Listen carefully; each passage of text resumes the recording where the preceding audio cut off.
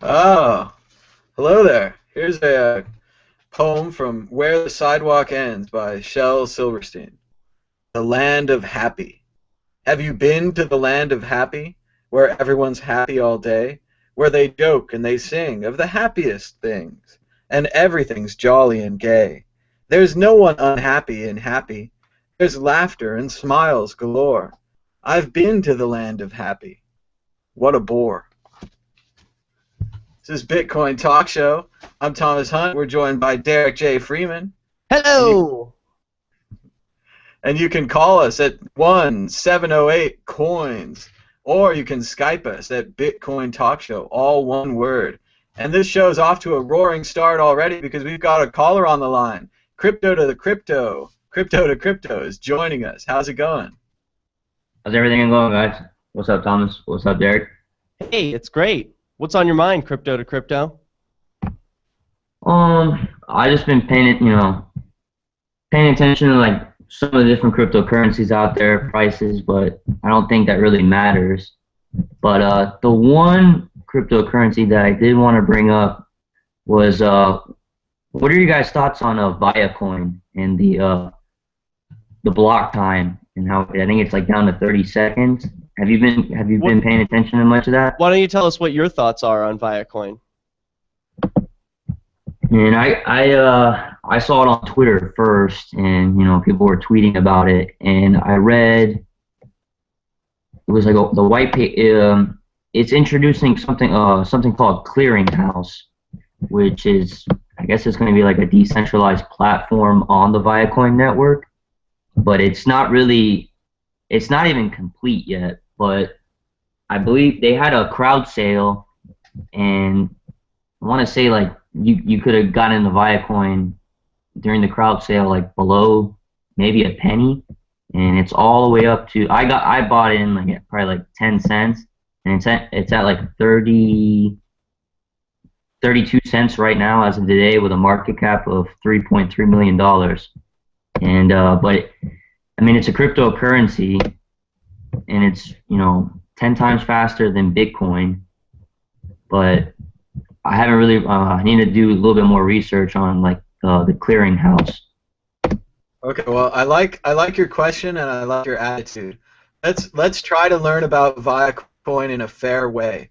For me, it's very hard to get into these altcoins. There's been so many ups and so many downs. I was looking at Peercoin today, which a lot of people think is a good coin, and I still think technically it's a good coin.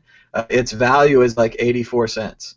Of course, Bitcoin having a downturn, so this is an investment. This is not, well, it's not an investment show, and our advice is not professional. Da da da da da. All the disclaimer. But if I were you, I would definitely consider trying to get your initial stake out. Like when you have an investment go up in value like 3 times, you have a chance to get your original money out and to make your investment free, and that's a good feeling. So I would look for that feeling. What do I know about Viacoin? I know that it's the second cryptocurrency with a V that I've been informed about on Twitter. So I was informed about Veracoin, and they were kind of aggressive, and that kind of turned me off. And then I was informed about Viacoin. And like these new ideas, like let's say I'm not against new ideas. I like new ideas. I want to hear about what Clearinghouse is. I want to hear about Dark Halo and Vericoin's SMS sending, which Coinbase has, which Feathercoin had. Text messaging sending doesn't seem to be that difficult. But I want to hear about the other ideas. But remember, like, it's a laboratory of democracy, right? These are the states, and we let the states do what they want, but what really matters in the laboratory of democracy is what goes up to the federal level. So what is Viacoin doing that can be adapted to Bitcoin, and how would that change Bitcoin? Because it seems to me that the altcoins are having very much, like, they're having large valuation problems. All of the altcoins, Dogecoin is at, I want to say maybe 15 or 25, down from 200 maybe 3 or 4 months ago. So there's been incredible drops. So I mean, every coin that I look at that in the past I might have been interested in, maybe sometimes you're just interested in the name of the coin. Earthcoin was at 300 satoshis, and now it's at 5 satoshis. So definitely, like, cover yourself, get your initial investment out. Don't invest more than you can lose. But what do you think about Viacoin on top of that? Like, how do you compare it to other altcoins? Well, I mean, I was just more looking at like the block time and how it's 25 times faster than Bitcoin, and a lot faster than a lot of other altcoins. The only thing is, I mean, the distribution. It's proof of work mining, but there was like an initial crowd sale, and the Yeah, other. how much? What's the percentage of pre-mine? Is, I think, the horrible question we have to ask. Yeah, it's. I mean, it's a it's a debate if you want to call it a pre-mine coin or not, because I believe there have already been, oh man, there have been a lot of blocks already mined, and the mining process, instead of every 4 years of block happening, it's like, I don't know, I want to say it's like I don't know how many, it's like it's a very very short period. Like we're talking about like maybe like every week, like I believe, I'm not certain, but I think. So I'm looking at the announcement saying that there's a difficulty retarget after every block, right? So they say there's no pre-mine, no insta-mine. They had a pre-sale, though. I don't know how they could have a pre-sale without an insta-mine or a pre-mine, or even just mining it out themselves without telling anyone. Yeah, that was the first 10 million Viacoins, and then I believe Viacoin came out, I think the Genesis, well, you can't really call it a Genesis block, but the first 10 million coins, I believe, was the crowd sale, and there have already been 514,000 Viacoins already mined as of today, and there's only going to be 80 million total coins on on the network. So I guess my first thing is kind of a commentary on Bitcoin Talk and on forums, and probably why I don't really read forums is, okay, you come to Viacoin, and this is the place, right? This is Bitcoin Talk. Much respect. You're the people. But the forum page here has at least 80 different pages of responses. So I don't know which one of those pages has the best forum responses. And then when you come down to the very first comments, no offense to the first comment people, but they're not very insightful. Congratulations, I'm interested. Congratulations, false. This is true. This is not true. I'm gonna mine this. I'm not gonna mine this. I mean, I just miss like the Reddit. Like we should vote these things up and down. Like just having these forums is so old-fashioned. I just don't know how to read this. So that's just an aside. And that all of the announcements look this way. Viacoin, Vericoin. Any coin that you got, they're going to have a kind of this text area here that's not really written by like marketing people. It's written by computer science type people. No disrespect, man. But you have the specifications, the symbol, the supply. So there's 92 million Viacoins, so they're more than Bitcoin. It's a proof of work script coin. Yeah, my bad. It wasn't 80 million. There's only going to be 92 million Viacoins, but right now there's only 10.5 million. And I was just pointing at, I wanted to point out, I mean, if you can compare to Bitcoin and other altcoins, like realistically, when cryptocurrency, I'm talking like when it's not just, because I believe, there's probably what 3 million users of Bitcoin, plus now. I'm talking about in the future when you have like 50, 100 million people on the network. Sure. I mean, I believe cryptocurrencies. I mean, the block time is going to have to be a whole lot faster, and people are going to want their transactions, confirmed in real world time, which is 30 seconds or less. And that's why I wanted to bring up Viacoin, because I think it might it might be one of the altcoins, like well, I mean, is that really their big selling point? Because I know there's been a fast coin, and there's been a variety of other, fast is their feature type coins. I know that we all know Bitcoin is a little slow with the 10-minute block. Litecoin's a little faster. I think it's maybe a 2-minute block or a 3-minute block Litecoin these days. And yeah, it's faster, but long term, is it really going to be secure? Are people going to mine this? Are they going to run the network? Are they going to keep mining it? I mean, a lot of people, when Dogecoin came out with its billions and billions of Dogecoin model, and then they had the inflation bug. A lot of people were technically worried about it, and now it's merge mining with Litecoin, and no one really knows what Doge is anymore. So, hey, Thomas, it's worth noting that you mentioned you wish there was a Reddit for this type of discussion. There is a Viacoin Reddit, and I have another caller on the line. Caller, you are on Bitcoin Talk Show with Crypto to Crypto, Derek J, and Mad Bitcoins. What's up? All right. Well, you can talk whenever you like. You're on with us, so we'll just continue our discussion with Viacoin. Oh, and they hung up. So, all right, happens sometimes. So, yeah. Crypto to Crypto is still here, but Thomas, I wanted to mention that we got Viacoin has their own Reddit, so you can watch a couple of videos demoing the clearinghouse. I'm interested because this is the first I'm hearing about it. Would you guys be interested in watching a short video on Counterparty technology features, the backbone of Viacoin clearinghouse, or something similar? You can try it, I guess. We'll take a look at it. But oh, are you worried about? I don't know. No, I haven't even been trying to monetize this video for the last couple of weeks. Just it hasn't been. Check it out. Yeah, they got a YouTube page. So to all intents and purposes, Clear Wallet is like a desktop app because everything runs in the browser. All encryption is handled client side, and no passphrases or private keys are transmitted or stored on a remote server. This guy's quiet. I'm going to pump him up.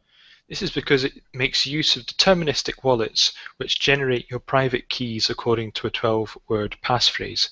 So to get started, click on Create Wallet and write down the 12-word passphrase. You'll need that to be able to retrieve your wallet. Okay, pretty typical. If you lose the password, then it's gone forever. There's no way to retrieve it. So is this like a web wallet for wallet, you'll see Viacoin? Self-explanatory screen. So far, it looks just like Counterparty. Exactly like Counterparty. I see. Your assets, Viacoin and clearinghouse tokens. Up here, you can create a new regular address, which allows you to create other wallets to fund. God, why is this guy whispering? Speak up. So this wallet can be used as a normal Viacoin wallet to send and receive, and I'm just going to start by funding this account, like so. Do you guys follow what's happening? And you can see the balances are refreshing. So Viacoin confirmations take roughly 24 seconds. Sometimes it can be a little bit more, sometimes a little bit less. So during the first 45 days of clearinghouse, XCH can be created by participating in the fire sale burn. After the 45 days are up, then no more XCH tokens can be created. XCH tokens are required to create and issue other assets. So to get some clearinghouse tokens, it's as simple as clicking on the Burn for XCH option on the Viacoin widget. Neat. And the rules are you can only burn up to 20,000 Viacoins per address, and the exchange rate is a sliding scale. It goes from 100 XCH per Via all the way down to 85, and that happens roughly linearly over the 45-day period. So let's select some. Yeah, it's like a Counterparty wallet. To wait for a confirmation. Yeah, that's what it looks like to me. I mean, is this fast. There's a regular there's a regular like QT client. Yeah. For, This article is saying that the innovation in Viacoin comes from uncoupling Counterparty from Bitcoin. That with, I mean, again, that's all it says really. So with Counterparty, I know that you can use Bitcoin to create tokens. So presumably for a Viacoin, you would not have to use Bitcoin to create tokens. But how do you get? I guess you still have to trade Bitcoin to get Viacoin to use Viacoin to create tokens to presumably create more token-based Counterparty type coins, right? Is that what we're saying? I don't know, man. I don't mind any cryptocurrencies. I buy everything, but I do. I mean, I haven't looked into mining Viacoin, but I think it's a proof of work coin because I have a laptop. I don't have I think Viacoin would just be taking the place of Bitcoin in Counterparty. So if we understand now, the problem with Counterparty is I don't really understand it because you can create a backed coin where there's like Bitcoin, like somebody puts up 20 Bitcoin and they make a coin called 20 Bitcoin worth of coin, and then that's backed by the Bitcoin. They can't get them back. Then there's other Counterparty things where you don't have to put up Bitcoin to back it, and you can create like crappy unbacked coin, and then you can create 1 million of them. It sounds like from this article what I'm getting is that Viacoin takes Bitcoin's place in Counterparty. So it's just like Counterparty, but it's their own Counterparty now, and you would need Viacoins instead of, I don't know, whatever you create with Bitcoin and Counterparty. So it's just not connected to Bitcoin at all. And the point is that you can send transactions faster? I think it's another. I think we're in the cryptocurrency 2.0 section now. So every cryptocurrency 2.0 is about creating meta coins on top of your coin. So I think it's like Counterparty, where you have like Obi-Wan Kenobi coin and red coins and blue coins and black coins and white coins and yellow coins and green coins and purple coins, and just everyone makes their own coin. Like Swarm Coin.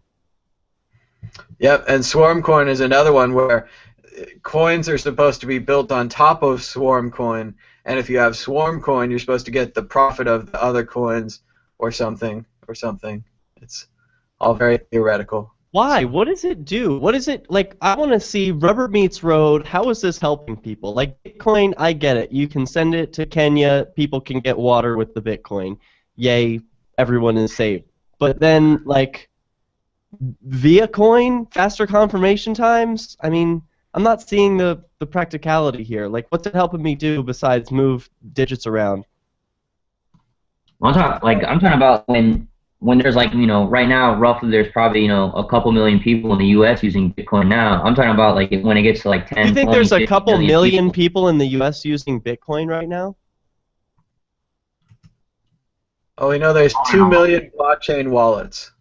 So 2 million wallets. I'm talking about wallets, Okay. I'm not talking about like I'm talking about everyday commerce, like in the future when, people start using Bitcoin. I mean, yeah, I don't think the 10-minute block time, I don't think it's gonna, I think that's like one of the things, I think it was the one Forbes writer, I believe it was, I don't know if it was Kashmir Hill. She does that experiment where every like once a year, or I don't know, it was like once every 6 months, she would pay for Bitcoin, for like goods or services. And she was talking about like the practicality of actually having to wait 10 minutes, for like a confirmation time. It's just, it's like one of those factors that hinders like, adoption. And I do see, she is kind of right on that front. It does, but I mean, the fact that everyone's going to be using Bitcoin in the future is a reason that Bitcoin will go up in value, not necessarily a reason that the altcoins will go up in value. I mean, I think you're very lucky to get triple your money out of Viacoin. You should definitely sell a third of it at least, which is your original investment, so you'll be covered. And there's going to be other altcoins. They're going to keep coming out. There's going to be more meta coins. Why is this happening, Derek asked, and I think that's a good question. I think that what's happened in the last 5 years is that Bitcoin went from something where when I saw the initial demo videos, I saw people move numbers back and forth on like a calculator. And I was not, it didn't explain the background of what's going on. It didn't explain the other stuff. And I was not impressed because Did we lose Thomas? I don't know if we lost him. Say that Yeah, again, Thomas. Say that again. Lost what? Saw people moving around digits on a calculator, and you weren't impressed. You didn't get it. Well, it was hard to say that this is really going to have value. Why was this more valuable than World of Warcraft coins? And what happened in the intervening 5 years is that a whole lot of people got together and convinced a whole lot of other people that this has value. And they bought more computers, and they built special computers, and a whole specialized realm of people doing payment processing and businesses and all this other stuff built up out of this. And now Bitcoin has done the impossible. They've taken these digital numbers on a computer and convinced everyone that they have value. And this is much like the dollar. Like once you get it snowballing, people continue to believe that it has value even when you decouple it from gold and you get rid of all the old original reasons why it had value. It still does because of the faith and the belief, and that's what Bitcoin has. And none of the altcoins have that. Well, The altcoins, they want to develop that. They all want to develop that. We made a virtual property. We have 21 million of them, and now they're worth something, and we're rich. All the altcoins have that feeling, as well as hopefully the new technology. And maybe it's not even them pumping it and dumping it. Maybe it's just traders pumping and dumping numbers on it or symbols on a screen, which is fine. But this is going to keep happening. These altcoins are going to keep going up and down. So.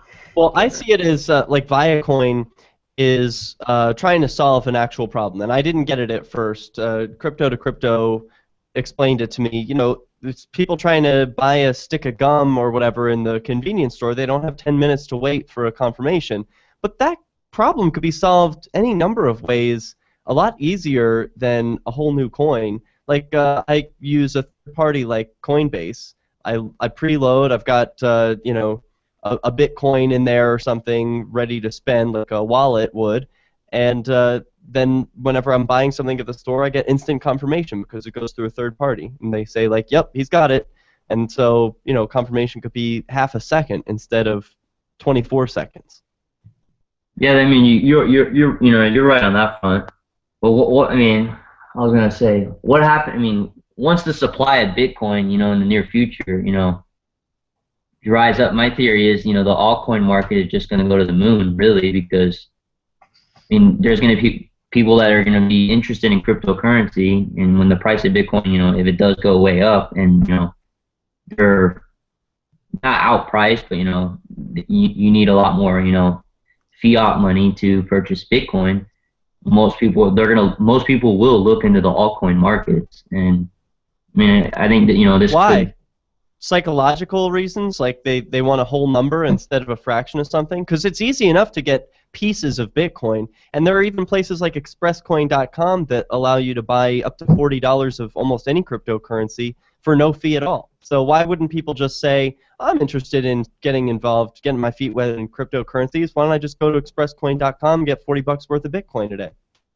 Well, yeah, I mean, yeah, you are right. I'm talking about like the near future. I'm talking about when like 0.01 Bitcoin, you know, is not going to cost you, you know, $5.80. It's probably going to cost you, you know, more like $100, $500 or even more, you know.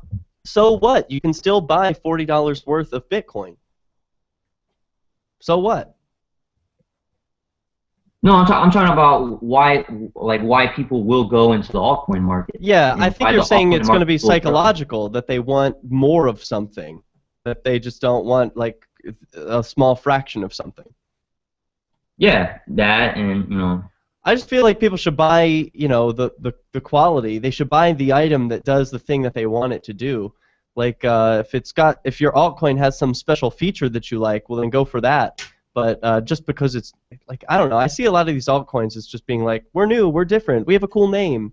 Like we do one extra thing. Yeah, not every altcoin is going to stick around. I mean, yeah, a majority of them will. You know, they're going to fail. Well, I need to learn they'll more be around. about. They won't be relevant. How do you use crypto, or do you use Counterparty, crypto to crypto? I just used Counterparty last week to buy storage coin X for the decentralized decentralized storage. How was your experience? I bought into that, but that's the only thing I used Counterparty for. But I did see that you can do, you know, some other things, you know, with Counterparty. Yeah, it seems exciting. Seems pretty cool. I haven't used it that much yet. I know that like that's where you can go buy some like lots of altcoins. Tatiana coin is there, but like other than that, what other things do you do with it? With Counterparty, I mean, like Thomas was saying that, you know, you could, like, you know, meta coins and stuff, it's very similar, you know, to that nature. But I haven't really used like Counterparty, you know, to like, you know, extent, like, you know, I haven't used it that much. I mean, I just want to see people do something useful besides like inventing a new coin and then telling people to go buy it. Like that's just, I don't see the use in that. Where's the Yeah, really, practicality? I do pay attention to the altcoin markets, and the new like Bitcoin 2.0 protocols and stuff like that. And I've been, tweeting. I just started on Twitter. I think it was like back like in, I want to say like April. Yeah. But man, and then what got me into Twitter was, cryptocurrency. I just started tweeting about it, and I had known about Bitcoin for 3-4 years. And I remember back when like Bitcoins were trading around $12 a coin. Like I just looked at it, like I was kind of curious. I was like, I looked at it, it was just a speculation, and I didn't even buy my first fractions of a Bitcoin until earlier this year. And then that's when I got into the altcoin markets, and then I started studying, See, I know where you're coming from on the altcoins, and I'm totally with everyone where we all want to be rich, and we all should have bought Bitcoin earlier, and we've all made huge mistakes with our lives. And in a lot of ways, I think this already happened in the altcoins. They already went way up, and they all came greatly down. I mean, Litecoin was $40, Namecoin was $15, Peercoin, Primecoin, $5 a piece. This is not a mystical time. This was probably 6 to 8 months ago. If Bitcoin moves too fast, my concept of time is all out of whack. But yeah, 6 to 8 months ago, you'd be rolling it in these altcoins, and that was the feeling, is that everyone had missed Bitcoin. They would get into Litecoin. They'd do really well. Some people did, some people didn't. Other people couldn't sell or sold too early. It feels like all the new altcoins are an attempt to recreate this original Litecoin, altcoin madness, which we've already gone through. I think it's over. I think we've just got to grit our teeth, get some Bitcoin, hold some Bitcoin, spend some Bitcoin. I don't know about the altcoins anymore. So. Yeah. Oh, and then the other front, when I was asking, I mentioned earlier to you guys about Twitch and what you guys had thought of it, and how it tied into Bitcoin and cryptocurrency in general. And I was looking at it. Not many gamers that stream on Twitch. I mean, I know that Twitch has like a partner program, through like the ad revenue. We have to have 500 live viewers, and then you can accept donations on PayPal. And I noticed the one thing I noticed that's missing. Not many gamers. I know that Twitch plays Pokemon, except Bitcoin and Dogecoin, but not many gamers, in general. Why don't you explain what Twitch is for the people who don't know? It's the largest video game. It's like a YouTube, for the video game community. And there's but it's live streaming, and it's something that's really trending, and it's really growing right now. And there are you can also archive your gameplays just as. How do you do it? Do you need like special software to set it up, or a camera or something? Like, do you do it on the PC, or do you do it on the Xbox? You can do it on the Xbox One. The Xbox One has everything you need. But if you on the 360, there's only certain games that you can actually live stream. But you'd have to buy a game capture, and you also have to have a computer with a CPU speed of 2 gigahertz or more. So yeah, you'd have to, if you're still on the 360, but if you've migrated to the Xbox One, you have pretty much everything you need. You can still get a game capture if you want, though. I know there's some gamers out there. It was one of the other trends I've been paying attention to besides like Bitcoin, but it kind of ties in. And I think it was last week or 2 weeks ago that Twitch they're actually now accepting Bitcoin for like subscriptions, where viewers can subscribe for like $4.99. Cool. And instead of paying in fiat, now they can pay in Bitcoin. And have you started doing that? No, my plan actually right now, because I started on Twitter, I started tweeting, and started growing my my social media profile. So I've actually been planning on doing a podcast on Twitch while playing video games.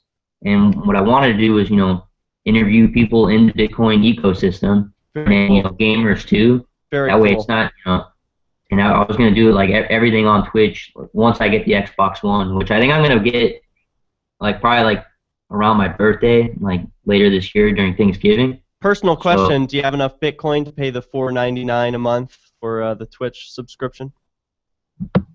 but the 499, that's no, that's for viewers if they wanted to subscribe to a channel that they're watching. You know, like a gamer that's playing on their channel. A viewer can subscribe for $4.99 to help support the channel, but also to when you become a subscriber on someone's channel, a lot of broadcasters will, you know, invite you into their party, you know, depending on what game they're playing, you know, but they'll only take subscribers. No, but Man, the this startup, sounds so fun. there's no This startup. sounds so fun. I want into this, man. Yeah, I've been thinking about it. Actually, one of my friends, he just bought the Xbox One 2 weeks ago, and I've been telling him, I said, you know, you should start broadcasting, and, you know, I'll tweet out your channel to help you get some viewers. I mean, he has like, you know, like a handful of followers on Twitter, and one day he was playing, I think, Plants vs. Zombies on Xbox One, and I started tweeting out for him, and he had like 20 live viewers. He's like, he goes, how did I get all those viewers? And I'm like, dude, bro, you start. I said, start a channel, play whatever, you know, talk about, you know, whatever you want. And then I said, if you want to make some money, and this was actually before Twitch started accepting Bitcoin for subscriptions. I told him, I said, start accepting cryptocurrencies, Bitcoin, Litecoin, Vertcoin. But my friend, he's like one of those, you know, you tell them about Bitcoin, they're like, oh, it's a stock, and it's like, no, it's a decentralized protocol, you know, to facilitate transactions. And then, you know, they'll bring up Mt. Gox and, you know, all the garbage. And yeah, a lot of people are skeptical, you know, of, you know, Bitcoin when it comes to that. But yeah, the whole Twitch thing, I think it's something that's going to be around. I mean, it's already been around for the last couple of years, but I think it's, you know, it's going to be on the same level as YouTube and, you know, everything else that's like really going on right now.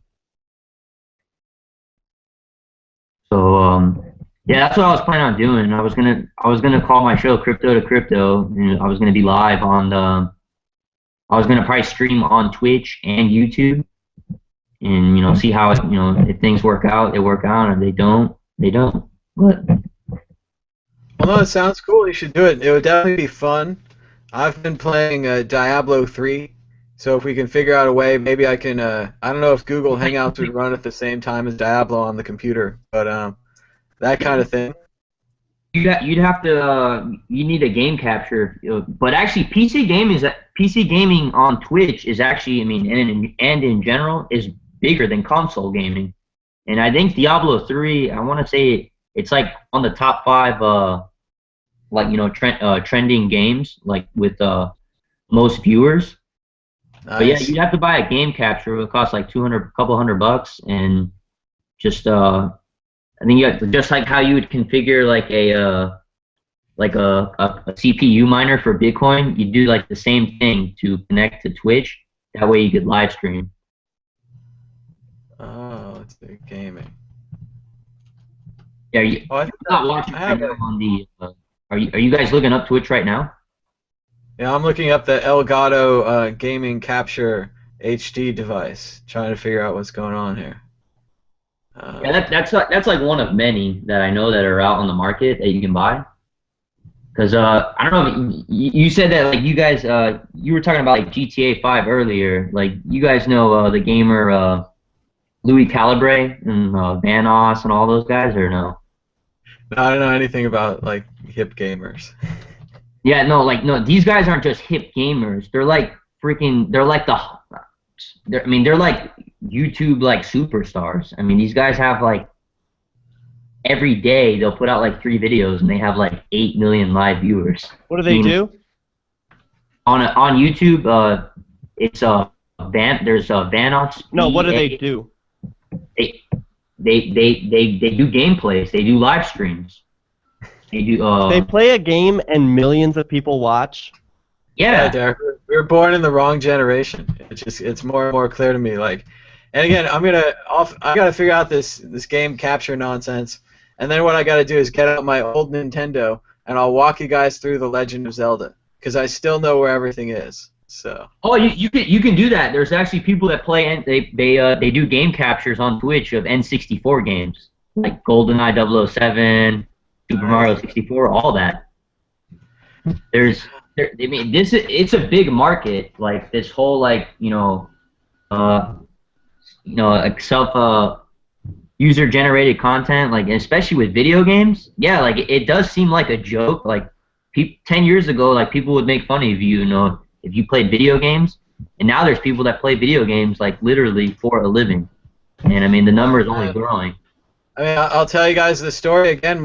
A friend of mine like told me back in the day. He's like, you can play Diablo and get these items and then sell them on eBay, and I did that. It might have been Diablo 2, and what you could do is you sell the items on eBay, and I actually made enough money playing the game to buy the game. So it was pretty neat, and that kind of early knowledge there, my friend went on to found one of the major Bitcoin exchanges. So people into gaming ended up to be people into cryptocurrency, and now they're doing quite well, I imagine. So it's very cool. We're also joined by Bjorn of mynomadic.com. Hey Bjorn, thanks for joining us on Bitcoin Talk Show. Thank you. Hello Thomas. How are you guys? Good. We're also here with Crypto to Crypto, who's dialing in via Skype. You can Skype into the show by Skyping Bitcoin Talk Show. We'll just add you in. What's up with Bitcoin prices? What's up with them? What do you mean? Yeah, it's dropped like for 30 to in dollars about around $70 in the last 24 to 36 hours. So, I don't know. What do you think it is? I don't know. Because I'm not following it much this week because I have a lot on my mind. So I'm wondering you because you're the guys of all knowledge. So. Well, the good old days. Thomas sold a bunch of Bitcoin. That's what it is. Yeah, you wish. No, the exact opposite. Thomas probably needs to sell some, so of course the market is collapsing. Yeah. Whenever you need to pay your bills, that's when the thing's gonna go. I don't know where this crazy line came from, but if you look at the chart, we were doing pretty good in the 600s, 640s. Then there's been this big drop here at 586. We went down to the previous test level of 560. 560 was like good times. That was our old bottom, but now we've chopped right through 560, and we're at 545. So that means that we're looking at the other bottoms, which are 334. Let's see, this one here is 402. That's what I think will happen again. We haven't seen the end of the free fall yet. That's what I think. Well, I hope not, because I still need to pay some bills and the crisis here. But so, what cryptocurrency would you prefer people send you, Thomas? Oh, Bitcoin's good. Just tell me that I should set. Like, I don't know, make it okay for me to sell it for dollars. Like, here's some Bitcoin that you should sell. Like, but I don't know, because the rest of the time I'm like, I should just hold on to my future currency. I don't want any of this old shit crap currency slowing me down. But then the bills come in, and all the bills are in old crap currency. So you have to convert your Bitcoins over sometimes to pay bills. So. I would start to accept safe coins for when MadeSafe gets launched. I think that's will be the next big thing. What's the update on that? Last week. When are we sending safe coins around to each other? I read it yesterday about. Hold on, I have to shut on the show so I can see you guys looking. Yesterday I read a topic that's one feature of testnet 2 has been finished. And so they have like another 5 features to do before testnet 2 will be available to the public.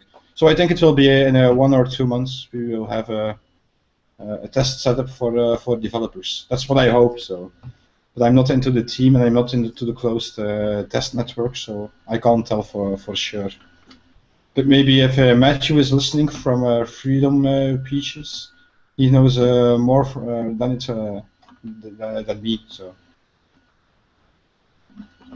Also, maybe let's see if I can find a link on the status. Sorry. Okay.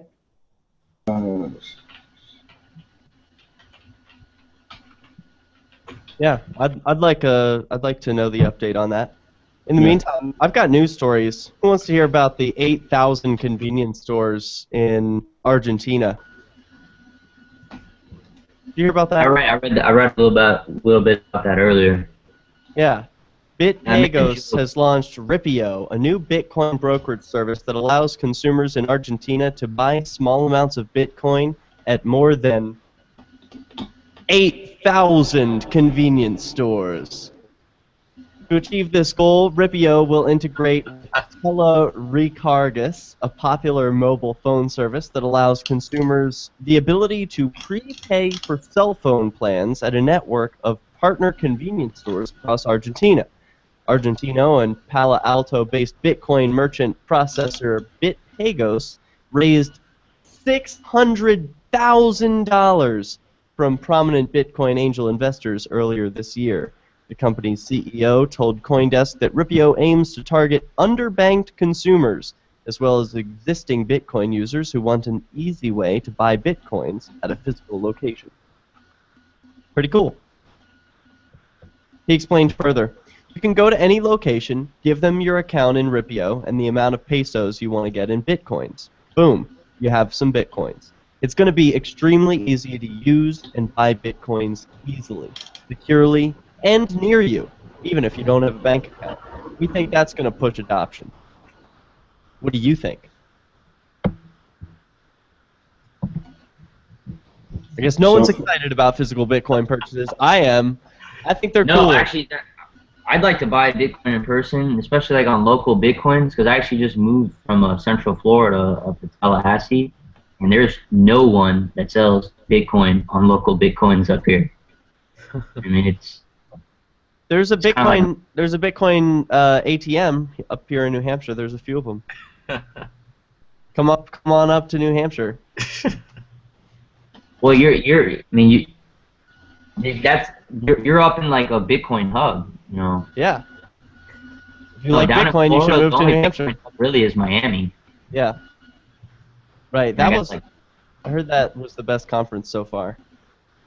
Did you go to that? No, that's actually, I remember, that was back in, was that in February or March? That was like when I made my first purchase of Bitcoin. Really? Yeah. At the conference? No. At that time. Oh, I see. That's when I started really that's when I bought Bitcoin, learned how it worked, started looking at the altcoin market, and I remember watching Vitalik Buterin, you know, he presented Ethereum, and I watched a lot of the videos and stuff. But no, actually, I do want to go to a conference, you know. But I actually just moved from Central Florida up to Tallahassee right now, and I think there was a conference at the Bonnet Creek Resort down in Disney. I think it was on the 26th, I want to say, last month.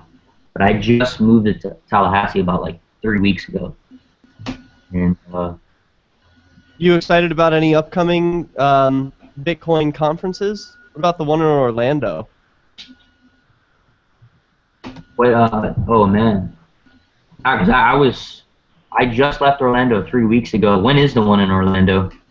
And is that at the Orange County Convention Center, or is it? No, I forget what it's called. Let me see.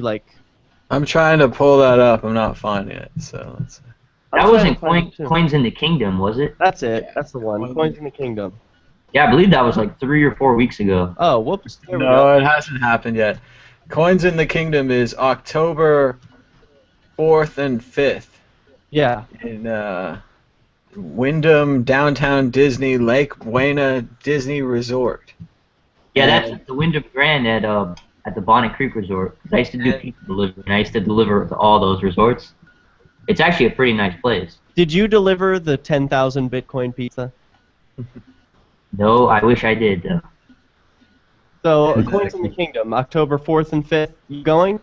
Tickets are now on sale at coinsinthekingdom.com. They've got tickets for $60. That's cheap. Hotel rooms are $99. Kids 12 and under are free. And fun is mandatory. So you can buy tickets today. And this is the best Bitcoin conference was Bitcoin DC, and this is from the same people that brought you Bitcoin DC. So this is Jason King and Megan Lords running this.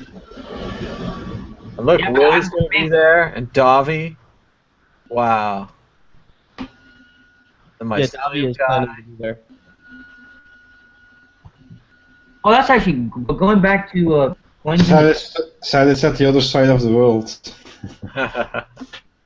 Yeah, it's a bit far from Bjorn. Yeah, but we have one conference in the 19th of September in Ghent, where we organize an introduction for Bitcoin to the community in Belgium. So, and of course, for the people who are listening from around Belgium or Belgium itself, don't forget to put it in your agenda. It's Saturday the 16th of this month. We have the local Bitcoin meeting in Ghent. So everyone is welcome to come and ask us questions about mining or any other related cryptographic news or wallets, etc. Yeah. Very cool. We have a couple of comments on the Vericoin issue. Jack Eldritch from Twitter writes, a shorter block time leads to more orphaned blocks. So those blocks with the fast transaction times, had better watch out because sometimes that can cause problems. So sometimes you're trying to make it faster, but you end up breaking something else. Someone in the comments said much the same thing about fast action coins. We've got one here. Kyle writes, open transactions and green address offer solutions to make transactions instant. Plus, they are already instant, not just confirmed until 10 minutes. Altcoins that brag about faster confirmation times are worthless. So watch out there. Don't want to piss off the Viacoin people. But we've also got a comment from Mora who writes that I like the theory that merchant adoption is outpacing consumer adoption. Also, merchants tend to convert quickly into fiat. So that could be what we're seeing here is perhaps these crazy wavy lines are just large cells of merchants waking up in the morning, selling things, and then selling their Bitcoin in the evening after they've sold their items. So who knows what's really causing the price to go up and down. Cool. And we've got Matt of Freedom Pieces joining us. Hey, what's going on, Matt? I'm just not a Hello, freedom. Matt. You're not Matt. You're not Matthew. You're Matt. You're just Matt. We had Matthew of Freedom Pieces here last week. That confused me. But similar. Right on. So, hey, Me Matt. too. Matt, what's going on? What's on your mind? Not all that much. I just wanted to chime in on the Viacoin discussion and also the video game stuff. You know, you're talking about kids who play video games for a living. I've been doing that for 3 years, kind of. Really? Yeah, no. What? You're booing? Thomas, you're booing Matt? It's a jealous boo. No one ever watched me play Nintendo. I could play Nintendo for hours.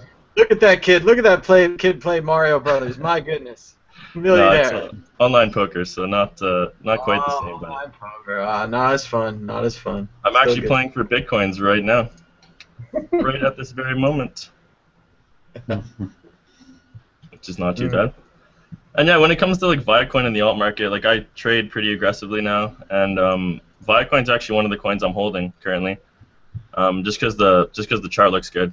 You know, the specs are what they are. You know, coins get pumped all the time, no matter like look at Vericoin. You know, it goes to 55K and now it's back down to 8K. Like it's still got a lot of promise. It still has a lot of innovation. Those things necessarily don't correlate with correlate with price, you know. So you can't really look at any altcoin long term because they're just pump and dumps, all of them. The same thing happened with Darkcoin. We saw Darkcoin go up to about $20 a coin, 0.022 of a bit, something like that, and now it's all the way back down to $5 a coin. And Litecoin is down at $5 a coin too. It was at $40 a coin at one point. Yeah, So Litecoin's never gonna recover. Like it's not. When you got 300 other altcoins chipping away at your market cap, like good luck. And there's going to be so many more. They just never stop with the new altcoins. We've got another comment from Twitter. PyRebel writes that Ethereum planned to cash out 4,150 bitcoins, announced 5 days ago. So perhaps this drop is due to the Ethereum sale. Who knows? Adding more liquidity to our market, eh? Vitalik. Fun. Derek, do you have another news story to keep us going? Yes, I do. I was just checking out CoinDesk, which is announcing that BitLicense would force us to block New York customers. That from Circle. Devastating announcement for many who have been following Circle CEO Jeremy Allaire. In a new blog post, he writes that the Boston-based startup would move to block New York customers from using its service should the BitLicense proposal become law. His statement was echoed in a companion piece by the company's CTO. Allaire is one of a growing crowd of industry leaders to weigh in on the controversial BitLicense system in recent weeks, yet Circle's response marks one of the first times a Bitcoin company executive has declared publicly that their business would refuse to provide services to New York customers because of the proposed regulatory framework. Is anyone surprised? Did anyone think like all of the companies were just going to bend over and say like, we're going to go through all of these extra regulations just so that we can have customers from New York? Does New York think they're that special? No, we could just do without you. The Circle CEO wrote in the blog post that the regulations are, quote, technically impossible to comply with, creating a radically more challenging environment for digital currency companies to operate in. He concluded, quote, with some material changes, Circle will have no choice but to block New York customers from accessing our services. Which is a shame, but also the New York customers are just going to find sneaky ways to use their services anyway. New York customers are just going to shield their IP addresses or something. That's going to be good for, like web security. It's going to be good for people's knowledge, and bad for politicians and authoritarians. Yeah, so it looks like the whole BitLicenses thing is literally just an attempt to stifle innovation. Like it's literally put in place to stop the spread of Bitcoin and Bitcoin industry in New York, in the financial capital of the USA. And you know what? Once that works, they're probably going to spread it to other states. Once they figure out that it successfully, creates a barrier to entry, they'll probably, put in. Very well, we might. They're placing red flags. It could be states that are red states and blue states. Good Bitcoin states, bad Bitcoin states. We'll have a whole civil war again. So we'll just do it all over again. A coin war. Blockchain. Blockchain war. Bad news for Atlanta. Yeah, so I'm encouraged by the industry leaders who are willing to speak out against the bad legislation, bad laws. So often, major companies are just willing to comply, or even worse, do something called regulatory capture, where they become buddies with the people who are supposed to be regulating their industry, and then they get special privileges and favors in return for compliance. So, and then that blocks out new competition. So I hope that doesn't happen with the Bitcoin community, that the CEOs stand on moral high ground and say, no, this technology is fine without the government interfering. Thank you. We're going to continue doing business with peaceful people without your intervention. Yeah, that's got a couple more comments from Twitter. PyRebel writes that if you look at the volume of Litecoin versus the rest of the coins don't even stack up. And while the price tanks, the total dollar volume traded is 1/4 of that of Bitcoin today. It's huge. So Litecoin really does seem to be different than the other altcoins. So it is larger. Well, sure, it's got volume, but it certainly doesn't have an increase in price. People selling. What's the top 3 for the moment? Let's go into CoinMarketCap. Like, it's still got a long way to fall, but, Hey, Derek, I have well, not a proposal, but do you remember back when, like before Tim Draper bought the, what was it, $18 million in Bitcoin? He's the one that he's leading that initiative to split California into 6 different states. Yeah. And I think one of the states was Really? in Yeah. Silicon Valley. He should have like put you know, either make it now 7 states and split like Silicon Valley, and like I guess like the west could be Silicon Valley, and then like east of that could be like the blockchain valley. What do you think? I say eliminate all borders. Yeah, well, I don't know, because I came up with the term blockchain valley, and like where is it? Is it in California? But actually, I think it's on the internet, and that's what I did. I put like blockchain valley, comma, internet. Right. You know. Exactly. So yeah, I mean, It's gonna be like the metaverse. Snow Crash. There are no borders. They are imaginary lines, and I'm glad he wants to draw more of them. I think we should make lines around each other and ourselves. We should each have a line around us. We're all individuals. Should be treated like individuals. And 6 states is far too few. They should make California to 10 states or 12 states. So what's the root of all this California division stuff? 70 million. I heard about it before, but Well, I mean, the real root, I mean, it's a huge state. We get terrible representation in the Senate, and the South is stealing the water from the North. The real story is that it's the natural trend of human progression to decentralize in this way, and that's what's happening. That there are more countries now than there ever have been, and that trend is going to continue until every individual human is a country. Well, and in the United States, they broke the House of Representatives. It's not supposed to stop. It's not supposed to be capped. California should have way more representatives than it does. Even giving you the nonsense of 2 votes for California, 2 votes for Rhode Island in the Senate, even giving you that nonsense, capping the House in addition to that nonsense, it's not a representative democracy. It's not representative. It's nonsense. Yeah. So I think Are that there any Kickstarter-like projects where people can donate bitcoins for your project? They can always donate to Mad Bitcoins, and I'll just keep talking about this until somebody makes it. But like now you have a lot of websites that let you collect funds for your ID. But are there any websites like that related to cryptocurrencies? With the same idea that people just donate cryptocurrency instead of dollars or euros. I mean, I know you have BTC. Starjoin kind of has a mixture of a Kickstarter and a Bitcoin starter mixed together. There's other websites like Patreon where you can donate with your credit card. The credit card, I mean, the Bitcoin ones, really, the thing about Bitcoin is you don't need a website. You need a wallet address. Once you have a wallet address, you can make that public. You can look it up on blockchain.info. You can see the total. It updates. You can see when there's new donations. I mean, we can look at the wallet address for Mad Bitcoins right here. If you guys haven't done this, if you go to madbitcoins.com, here we go. And yes, it's true. We accept Bitcoin. It says right here with the QR code. And if you click on this, it goes to blockchain.info. And it's still got that QR code up there so you can donate.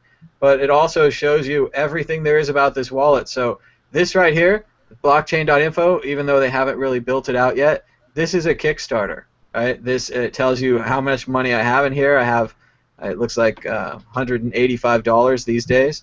It tells you who the recent donors were. Someone gave me $1.40, $1, $27. That's a lot. I sent $1 to someone, you know, back and forth. And you can click on the number. It'll tell you the Bitcoin number. We don't have to pretend that these were dollars because they're not. And that's it. That's blockchain.info. You don't need another website for fundraising. Yeah, but I mean like a total distribution platform, like Kickstarter.com, for example. Like I don't know how to explain this to you, Bjorn. We don't need that at all. Like that, what that is that's a middleman who's going to take your money. So if you need someone to like hold your hand and take 10%, you could just give 10% to Mad Bitcoins. I'll take your 10%. But I never tell you how to get a perspective. blockchain account and how to put it in here, and that's it. And I mean, we are working on a program with a friend of mine that is going to be similar to Bitcoin Linchpin, where you can get a little progress bar because it's my belief, if you've ever read about politics and read about how fundraising works, you get a little thermometer there, and you tell the people we need to fill the thermometer, and then you kind of hassle them every day, and then slowly you fill the thermometer. So having that visual representation of your fundraising goals is a large part of it, and the satisfaction that people get when they fill up that little bar to 100%. So I'm learning a lot in the last 2 weeks because we haven't made any sale yet. Because you've seen the program in the last week, but it's a lot of learning. So I'm also following the course now, technology entrepreneurship at Stanford University through the online course. So I've learned a lot. And I have come to the conclusion I have to change business strategy or business model. So it's a lot of learning. It's tough. And selling things is really you think it's simple at first, maybe just have a good product, tell people about it, but there's also a lot more to it. There's a lot of selling that goes on in selling things. So you have to learn that. That's an art in itself, obviously. Yeah, that's true. We're joined by Mr. Chris Ellis. How's it going, Chris? Hello, nice to be here. Thanks for inviting me. Hello. Hello, Chris. So we're just hanging out, talking about the Bitcoin news. I guess I was going to go through the crypto market cap here, tell the people what's going on with some of these altcoins, and just looking at the old top 3 here, we have Bitcoin with a market cap of $7 billion. Then we have Litecoin with $157 million, still impressive. Ripple with $40 million. And then below that, we've got all these, NXT, Darkcoin, BitShares X, Peercoin, Dogecoin, MadeSafeCoin, and Namecoin, rounding out the top 10. We've got pretty much all horrific downtrends in the past 24 hours. Some of these coins, Peercoin and Litecoin, losing as much, and Darkcoin losing as much as 10% of their value. Only NXT has a gain with a 9% gain standing out on this altcoin board. So, again, remember, this is the difference of what you're investing in. When you're investing in Bitcoin, it's like, let's just simplify this and pretend that this is 7,000, right? Bitcoin is a 7,000, Litecoin is a 100. So the size of the game that you're playing is different, and the size drifts downward. If we get down here, we have coins that have a market value of less than $1 million. So to manipulate a coin that's less than $1 million, it would take less than $1 million. So get ready for that one. And coming down here, looks like we have some coins that you could buy for $100,000, or at least you could attempt to buy all of those coins. Earthcoin went up 14%. Wow. But again, it's impossible to know which ones of these are going to be pumped and which ones. Yeah, but look at the volume, $1,500. Yeah, it's not. Even if you could sell, the volume wouldn't be there to allow you to sell. So even if you had been the world's greatest investor, you still wouldn't have been able to nail it. It's a lot of this is done by computers too. So what you do is you set up an exchange. That's what you do, and then you set up some Twitter accounts, some sock puppet accounts, and you start telling people that this is going to go up in price, that's going to go up in price. Make sure that before you do that, though, you call around all your rich friends, maybe send around a spreadsheet, tell them how much you're going to buy at what time and at what price, and then get them to send their feedback back and get them to say what price they're going to buy in. And then what you can do is you can paint pretty pictures on the charts of the exchange that you own. And of course, you'll be able to see into everybody's accounts. You'll be able to see all the inbound traffic. You'll be able to control the chatter in the troll box next to the graphs and the charts, which are designed to fool you into thinking that the past predicts the future. They only show you 24-hour intervals because they'd like you to get stuck in some of the bull traps that they create. So yeah, just make sure that you get played. Don't bother going to a casino where the chances are provably fair, or at least provably screwed in your favor. But you need to take part in a game where you don't know how much you're going to be screwed by. That's the trick. You've got to get addicted to your losses and just keep playing and keep clinging on to the hope and the dream that one day you will be rich and you will be free. So there you go. What? You're smiling at me. Yes. More depressing news from the philosopher. Really bringing it home. studying that philosophy was so worthwhile. It's really brought us back the happy truth that we were all looking for. Well, I'd rather give you the truth than give you something sugar-coated. Apparently we're going to be right back. We're going to be right back? What are we going to be back for? Nah, that's Derek. He's probably not back. He's gone somewhere. But we can put that up on the screen. We've got more news. We can go back to the old news pile. Here's a new article from The Coinsman by David Seaman, fan of the show, friend of the show. It says, the government should stop trying to protect banks from Bitcoin. You're damn right. And that's really what they're trying to do. They're protecting Bitcoin from potential competitors. And check out this awesome "Oh yeah, Kool-Aid Man." I'm stealing that. So, Chris, what do you think? Government should continue protecting the banks? Do a better job of it, maybe? Doing kind of a crap job. So we earlier on, Chris, before coffee, we talked about the barbarians at the gate, JP Morgan, and yet again another attempt to get their meaningless patent pushed through. And I meant to read out this wonderful comment by Bitcoin Rat, who's a good follower of mine, and he always kind of supports me, and I wanted to repay him. He says, in Ben Lawsky's recent proposals for Bitcoin regulations in New York, Section 200.3 license states, in exemptions C1, chartered bankers won't need a bit license and can be granted exemption by regulator. This leaves the door open for all banks to step in at very short notice without going through the compliance that Bitcoin companies have under the proposed legislation. So, in other words, what he's saying is that these bit license regulations are essentially a way to give the banks a head start. This is like the front running that they do on the exchanges, like I was just saying. When you own an exchange, you can give all your friends what are called order types, preferential order types. Any of your buddies that sign up to the exchange get their bids and asks seen before regular folk, people that aren't paying or aren't friends with the boss. So you put in a bid, but then someone who's a crony of the exchange gets their bid in before yours goes in. And yet again, we've seen this with the regulations. It basically gives the banks a head start. Absolutely. Someday, hopefully, there'll be a book written about BTC-E, and we can find out what's going on inside that black box. But do you know what's interesting there is that the biggest criminal gang is the government themselves, and they're the reason that the crime gangs can exist, because they're the little bit of dirt that we elect. They're the sort of plot of weeds that we allow to grow, right? The government. And then because of them, you get organized crime gangs like the type that run BTC-E, I allege, and it's just my opinion. And what happens is that they're not even, I mean, in a way, they're slightly less worse than the government, because they're just a bunch of, people trying to launder money, and then they're using these altcoins to create physical air gaps between the currency, because if they can go from one blockchain to the other, they control their own internal database, so they can destroy that database. In fact, I think they probably are destroying it as a rolling activity of the business. They're probably destroying past information about trades as they go. That way they know that they're anonymous. They know that that money's been laundered because they're the guys with the root password, right?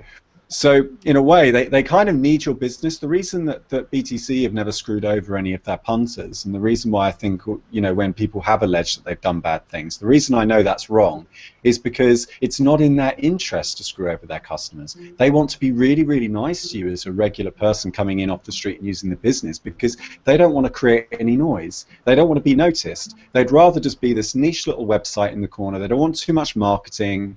They don't want to be too kind of out there. They only use their Twitter to notify you of downtime. But actually, yeah, these people are playing the markets. Look at Feathercoin and Terracoin's markets. They go down in price at exactly the same stages. They go up and down in exactly the same intervals. So clearly there's some bot trading that they're doing there. It's just too predictable. I don't think they do it to screw over their punters necessarily. I don't think BTC ever really wants to do anything bad to their customers. It's just that they need a way of cleaning the money that goes through their system. That's true. My complaint with BTC is on the support is very, very slow. You have to wait a long time before they solve an issue. But yeah, and they only answer you in 2 words. They only answer you in like 2 words because their English is so bad. But that's the only exchange I trust, because like I'm long into Bitcoin now, and a long time ago they said you have to go to Mt. Gox, but I said I never trusted Mt. Gox. I said you have to go to BTCE. It's like a secret. They try to do their very best to help the middleman. That's also how I got introduced to Federcoin, for example, is through BTCE. So I still have Federcoins. Yeah, BTC has been good so far. When I want to short my Bitcoin. It's all good until the end, right? Until they take all the money. So we do have a comment from Spain. He writes in. He says, "Hello, nice show, and thanks for explaining. We see the Bitcoin looks like the tulip mania from the year 1600 in Holland, the Netherlands, and that the soap bubble has started. Am I the only one that sees the black clouds?" So we do have some bad price today. It's been a little rough. I still think Bitcoin is very cool and much more interesting than the tulips. It's similar to the tulips. It's similar to a lot of other things, but it's a lot more like viral infestation of rats. In what way is it like a tulip? In what way Well, is it like a tulip? Incredible, and all of the examples fit on the first half where there's this explosion of interest. There was an explosion of interest in the tulips, in the .coms, in the Bitcoin. What they want then is to bring that pattern up with the second half, where there's a complete collapse of interest, and the thing that was suddenly valuable, whether it was tulips, whether it was pets.com stock, Expedia, or whatever, Priceline, whatever those things, that it became totally unvaluable. Pets.com stock is completely gone. Tulips are valuable only as plants, not as money, and that they want to bring that pattern up to Bitcoin. But we didn't discover a whole new breed of life form with the tulip, and I think you're mistaking Bitcoin as a discrete asset class rather than actually understanding it as a whole new medium altogether. We haven't seen this asset class before. Sorry, I misspoke. It is its own asset class. It's not a type of asset. So given that we've never seen this asset class before, how can we compare it to a particular type of asset, i.e. a flower? Flowers had always existed before tulips. It's like we discovered another precious metal, basically. Yes. In fact, Satoshi actually used the very same analogy. He said that Bitcoin is like a colorless metal that can travel over distances at great speeds and so on. It's gold that can travel anywhere across the world instantly for free. Yeah. And to give it its proper term, I mean, we talked about this earlier, but it's a distributed timestamp, and it has the ability to track the order of events at a distance in a way that, you know, you don't have to be there at the time in order to see it. You can look the other way, you can go to bed, you can sleep, you can wake up, and you can know that the order of events happen the way they were purported to because of the incentive structure and because you have what's called the single history. Right? You've got one history that everyone agrees on because honesty pays more than fraud. Right? Every actor on the network is incentivized to be honest and not dishonest. So when you rejoin the network, you know that that is true. And Mike Hearn on the Bitcoin core developers newsletter was talking about this new development called Coin Shuffle, which is like CoinJoin, as a way of anonymizing your transactions, and he lays it out beautifully in there. He says you need one other node to agree on the same world that you see. So when you only need two honest nodes on the network for the network to be restorative in order for it to rebound from any kind of attack. It's a very, very powerful invention. That doesn't necessarily justify the price, and bubbles can still exist. In fact, my latest theory is that Vitalik's actually got it right in his Ethereum paper, where he does understand a blockchain as a state transition system. And I'm trying to encourage people, and I'm doing this myself, where I'm working in a Git repository on my computer, and then I'm uploading the hashes at intervals to the blockchain to prove that that folder existed in the state that it did at that time. And what this does is it proves that the evolution of my work and all my blog posts and my thoughts and the videos, the way I want to run and the World Crypto Network and getting feedback off of people, all of that is going to be provable. Now, what this means is that it may be that Bitcoin's only worth $1 to $5 in the near term, because if all you've got is a state transition system, as Vitalik thinks, then it only costs maybe 12 cents to stamp a sentence of information into the blockchain. So if that's all it's going to need, no one's going to need more than 2 Bitcoins to last them an entire year. So on that basis, it may well be that Bitcoin's price is way, way overvalued in the short term. And what the market has done, because markets are future pricing mechanisms, they bring the future into the present by anticipating what people will do with hidden information. So I have access to information that's hidden from the majority of people. I act on that information according to what I believe they would do once they learn what I've just learned. And what might have happened with Bitcoin is that people totally overestimated what other people were going to do once they learned the same things that they did. It may be that the empathy, given that we're dealing with, let's face it, a bunch of men sat behind computers looking at charts, complaining about the same old shit they always complained about, maybe they got it wrong. Maybe they didn't anticipate it. And also remember that the price rise up to 1,000 was manipulated by Gox for a large part. So it could be, but I still don't think it resembles a tulip mania. I really don't. I think it may be that we've overvalued it, but we've overvalued it for the wrong reasons. Like, that's just everyone's first response with any bubble. Oh, it's a tulip. Oh, it's a tulip. Just because it's a good yeah, example just because from they history, see the pattern on the charts. Yeah, they see the pattern on the charts and they think, well, it must be, you know. Yeah. But if the price for all the Bitcoin trick gets lowered, mapping more information. people will adopt it. Go ahead. Oh, that's It's interesting. just basically a curve of the rate information is being spread. You know, people get it early, people get it late, and that's the difference. So that's interesting. So Bjorn is saying that it starts to look like a bargain. When it goes down to like maybe 500, people start to think they're getting at a discount. Yeah, and then the prices will go up again, and that's how you have how do you say it in English? Vitality. Volatility. Yeah, vitality. Yes. So why do you guys think that? Like, I'm going to have someone on the show tomorrow, so my mind's gone blank. Why do you guys think that the Litecoin price has actually crashed now? We're all the way back to pre-Kaiser levels. So we're now back to the pre-Kaiser pump back in November. Pre-Kaiser. Well, I said this earlier on the show that just in my mind, Litecoin has, you know, nothing special going for it anymore. And when you have 300 other altcoins chipping away at its market cap, you know, it's doomed to fail. It's not going to stick like Bitcoin. Like, it's just going to keep getting eroded away at. It offers fast like transaction times. Like, that's that's pretty old in the Bitcoin world. Yeah, that's true. And also the fact that it's now a pure ASIC. Like in the old days, Litecoin was pure GPU. Yeah. And now There's been a big it's all new game. Yeah. That's like why Altcoin is so popular. It's lagging on my end, I think. I don't know. So why do you guys think that NXT has seen an uptick when everyone else has seen a downward trend? What's that all about? I'm not too educated on NXT. I know it was one of the first Bitcoin 2.0 protocols, whatever the hell that means.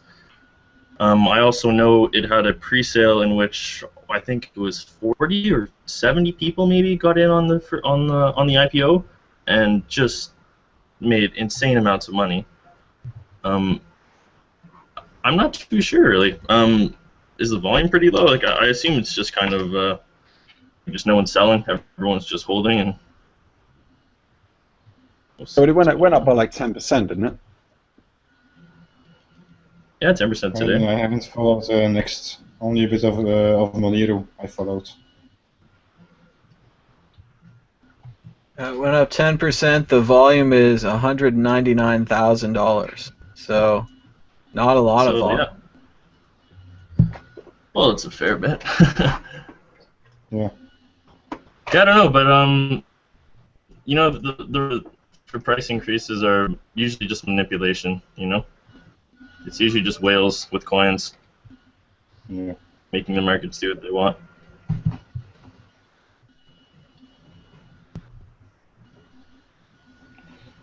So, what will the next technology for you guys be in crypto land? Because now you have a lot of ongoing projects. I mean, I think Ethereum are onto something. I just don't know that that's the team to execute. I think they're going to be overfunded, bloated, the team's too big. I think there's a serious risk that they're going to have the same problem that Ripple did, where someone's going to leave, one of the developers might leave and fork the project. So I think that they've got all kinds of internal risks that the market isn't pricing in at the moment. And as a result, I think that someone more nimble and more open source is going to come along and basically copy what Ethereum are doing, because they're just making it too featured. There's too many features. It's just got too much going on. I think They really the hype sold around Ethereum is like gone, because like a month and a half ago, it was like all Ethereum everywhere, and now like the hype has storm has laid down. How do you say it? But I still believe in I don't know. I still believe in the concept of MadeSafe. It's similar to Ethereum, but with a different twist. As far as I understand it. Well, I think the blockchain as a notarization service is pretty powerful, and that on its own is enough to justify its existence. It's just a question of how much information we can put into the blockchain, and also it's a question of the storage issue and getting people to download the blockchain in its entirety to actually ensure its security. At the moment, people are trading their convenience for their security, and they're taking shortcuts, and they're giving away an awful lot of private information without really thinking about the consequences longer term. And there's no end of companies. Bryce, not Bryce, actually that was Bryce was who I was trying to think of earlier. Bruce Schneier has said that he uses an iPhone, but only because it's got all these conveniences, right? So if it's one of the top security experts is even saying, look, actually there are some conveniences, but I think you've got to take away the control from companies like the NSA. I think you need to give it out. Everyone needs to have control over the data. Yeah, that's what I find about MadeSafe. Like, if I understand it really correctly, you can make an application the government don't want, and you're fully anonymous. So, but we have to see how that works in practice. So, it's very promising, but we have to wait and see, because you can do a lot of stories, but if you haven't seen the product, you can promise empty words.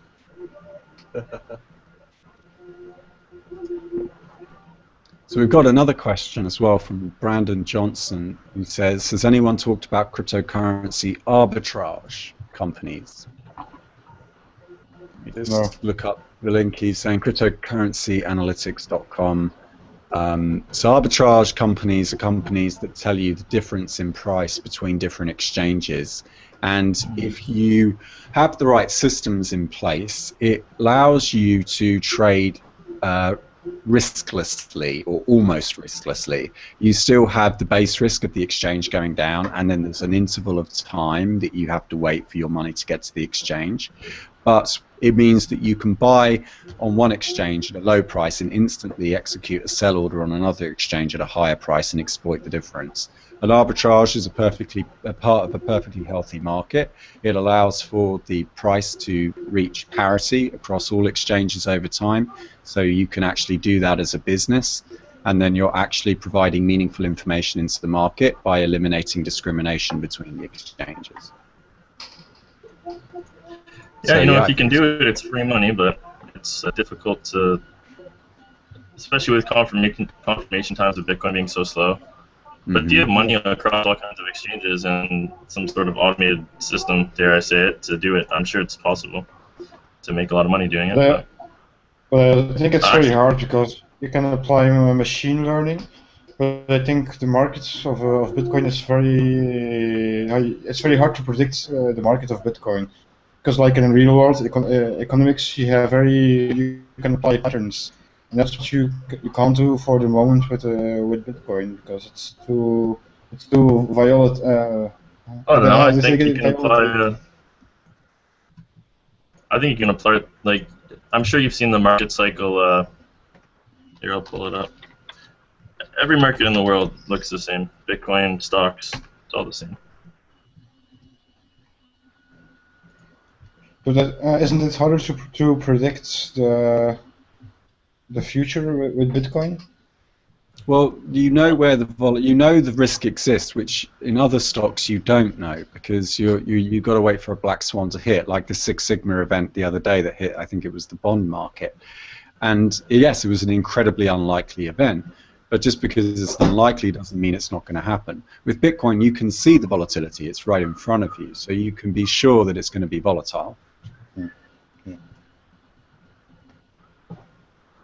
And I think our friend Blake is making a arbitrage company where he's got like algorithmic trading, and the problem with the high frequency cheating, sorry, I mean the high frequency trading, is that people just leave, right? Honest participants in the market just leave because they realize it's not a fair system. And behavioral economics proved a long time ago that if people don't think they're taking part in a fair system, they use their power of veto and they walk, because they don't want to take part. There's some really interesting experiments where, you know, person A doesn't pay person B, even though they have the offer of free money, if they don't feel that person B is acting honestly, right? And they just walk away and say, well, I don't want any part in the game then.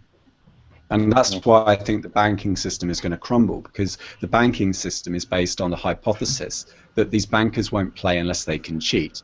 Right, it's what the Bitcoin rat was alluding to in that article. He was saying that these banks won't take part unless they have an unfair advantage. That is, they get the speed of, like, they've already got the license, so they don't have to apply for the bit license. That gives them a head start, because these actors don't take part in games they can't manipulate and they can't control. And I think once the public wises up to this, in a similar way they did with Snowden, in a similar way that they did with MPs' expenses in the UK, like all these revelations that have come out were known by a small group of people for a long time. But when the public wakes up to it, they really do get angry. And I think what will happen is people will start to wake up and they'll go, well, fuck this. I don't want to take part in a game where less than 1% of the population gets to screw over the rest of us. I think there's a kind of a semi-conscious awareness, like people are kind of aware of it, but they're not quite ready to respond to it yet. And I don't think they will until they see a critical mass, until they see like a tipping point. And that's what triggers banking runs. That's what's going to happen. That is what's going to happen. Yeah. Like I keep trying to remind people of Northern Rock and all these recent bank runs that we had in 2007 and 8. And like I'm just trying to remind people that wasn't the last time. That was just the precursor. That was just like the little ripple in the coming tsunami. It has only just begun.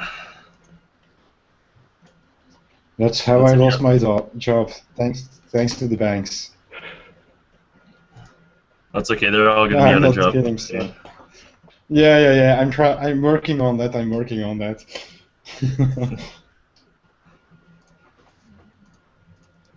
But yeah, people just don't understand that they're, they live in one system and they don't see the need for another, But in time, it'll be pretty obvious that fractional reserve banking and paper money are not the best way to run a society. And if Bitcoin doesn't get stifled, then it should be a pretty good transition into crypto and out of paper. Because, well, it's interesting, isn't it? Because all of these cryptocurrencies are more honest than every fiat currency in the world, even if they are pump and dumps. They are the fact is, whether or not any cheating has gone on the exchanges, all of these blockchains accurately represent the fraud, right? They tell a true story about all the malfeasance and all the bad shit that went on those exchanges. Okay, so this is why when I criticized Verycoin, I criticized it for a very good reason, which was effectively Verycoin developers bailed out MintPow the same way that governments bail out the banks. MintPow made a mistake, a big mistake for an exchange, and then the Verycoin developers decided to step in, play God, and say, we'll correct that blockchain. We'll correct what is supposed to be an irreversible set of, immutable record, a single history, as Satoshi says in the white paper, a single history, and we'll make it our history, and we'll bail you out. The problem is that the universe is a stateful system. We exist in a system that has a state. right? And if you Yeah. and also our ledgers are a state, and if those two stateful systems don't resemble one another, and you start lying on one stateful system, it doesn't represent the entropic direction of the universe is going to come back on you. Small changes and small corrections in the long run lead to massive shifts and black swans. That's how that happens. It's called chaos theory. Look it up. It's very, very popular. Okay, I just want to chime in about Vericoin. So the devs had to do that. They had to reset the blockchain because it's a POS coin, proof of stake. If like the amount of coins stolen from MinPal was, I believe, 8 million coins, which was around 30% of the total monetary supply. And with the 30% of a proof of stake coin, you can easily stake all of those, have more than half the coins in stake, and just attack the network, and boom, Vericoin's worthless. So it was out of necessity, not out of a bailout sort of Okay, I see so what you're saying, but they if had to I'm actually save the agreeing with coin. you, I'm agreeing with you at the necessity of it, but haven't you just completely disproved proof of stake coins?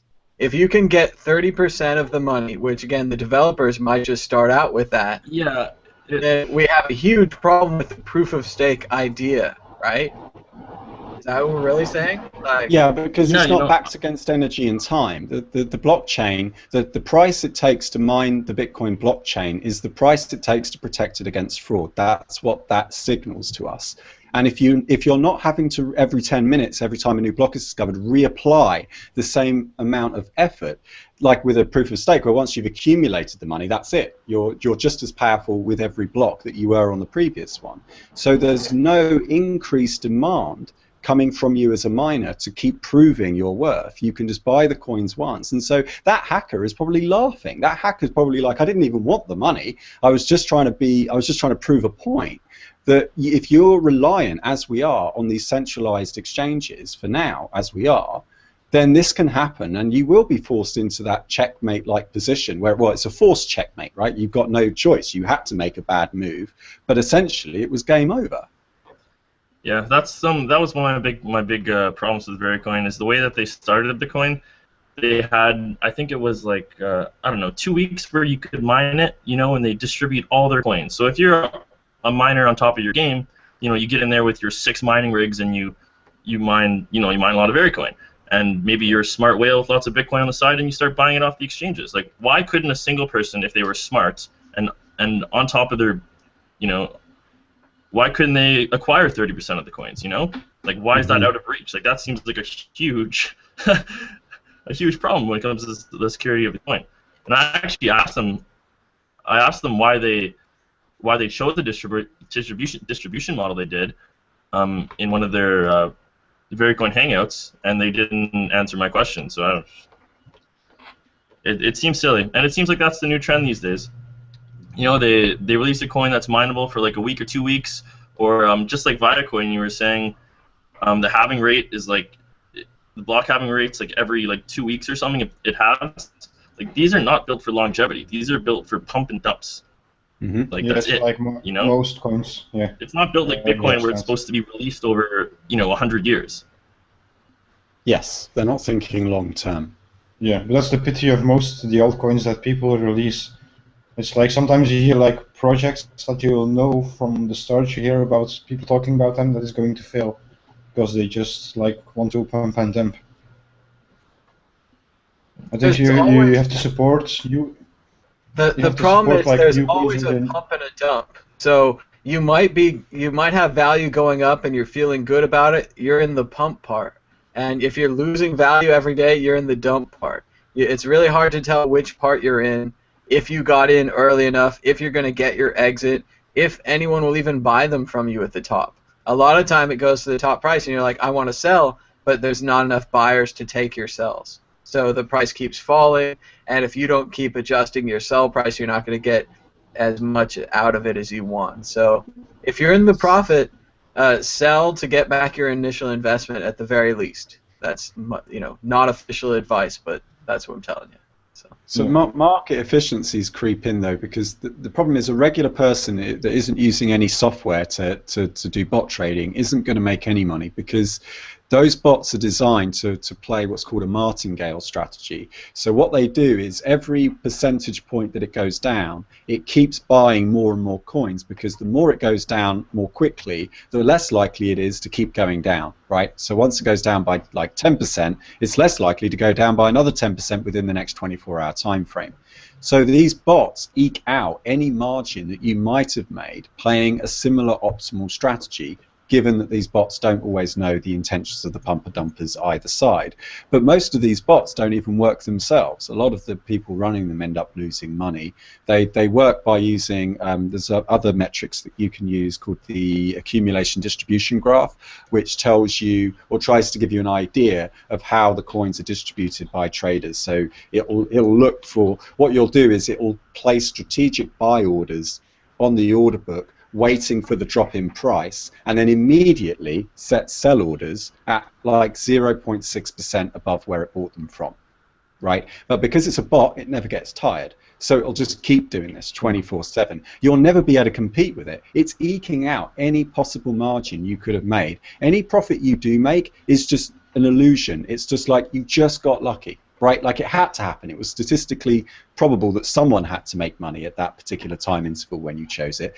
The problem that these gamblers have, sorry, these traders have, is that they think that they're responsible for their wins, but then they discount their losses. So when they lose, they put it to the back of their minds, and they think, oh, well, you know, I'll just keep going. Then when they win, they go, oh, look, I've won. And what they'll start to do is they'll start to do things like, well, from now on, I'll just count from that point onwards. I won't count the losses I made before the win. And then they start to do all kinds of, yeah, they do all kinds of psychological tricks on themselves, and they get utterly addicted to the whole process of it. They just stare at a screen all day, and what they're really wasting, of course, is their time, because they're never getting that back. Well, you're making me sad. I play poker and trade crypto. Well, poker's an interesting one, because you can beat people by underplaying or downplaying your ability, right? You can just tell them that you're not very good and then go in and beat them. Well, it's just a game. Like any game, you can get good at it. There's still luck involved, but it's just a game. Chris, how would you go about doing market analysis on the mining people? Like, you seem to know a lot. Like, if I would like to make a sort of paper where I know how much people are mining and the whole crypto land, like do market research in English. How would you start, like, bringing everything in cards? How do I say it in English? Yeah, on a piece of paper. Like, bringing everything together so you get a market analysis of, like, all the people that are buying mining equipment. Yeah, I have actually been doing that. Yeah, there's a really good site called Coin Wars with a Z that has all kinds of altcoins and their hash rates and difficulty and block times and everything. But how can you know from that how many people are mining? Like how many mining stations, etc.? I don't think it's possible to know how many miners there are. So you have to take like the averages of the most powerful mining equipment and try to distribute it over the network or the hash rate of that particular coin, and get like an estimate of how many miners are on that network, or maybe, for example.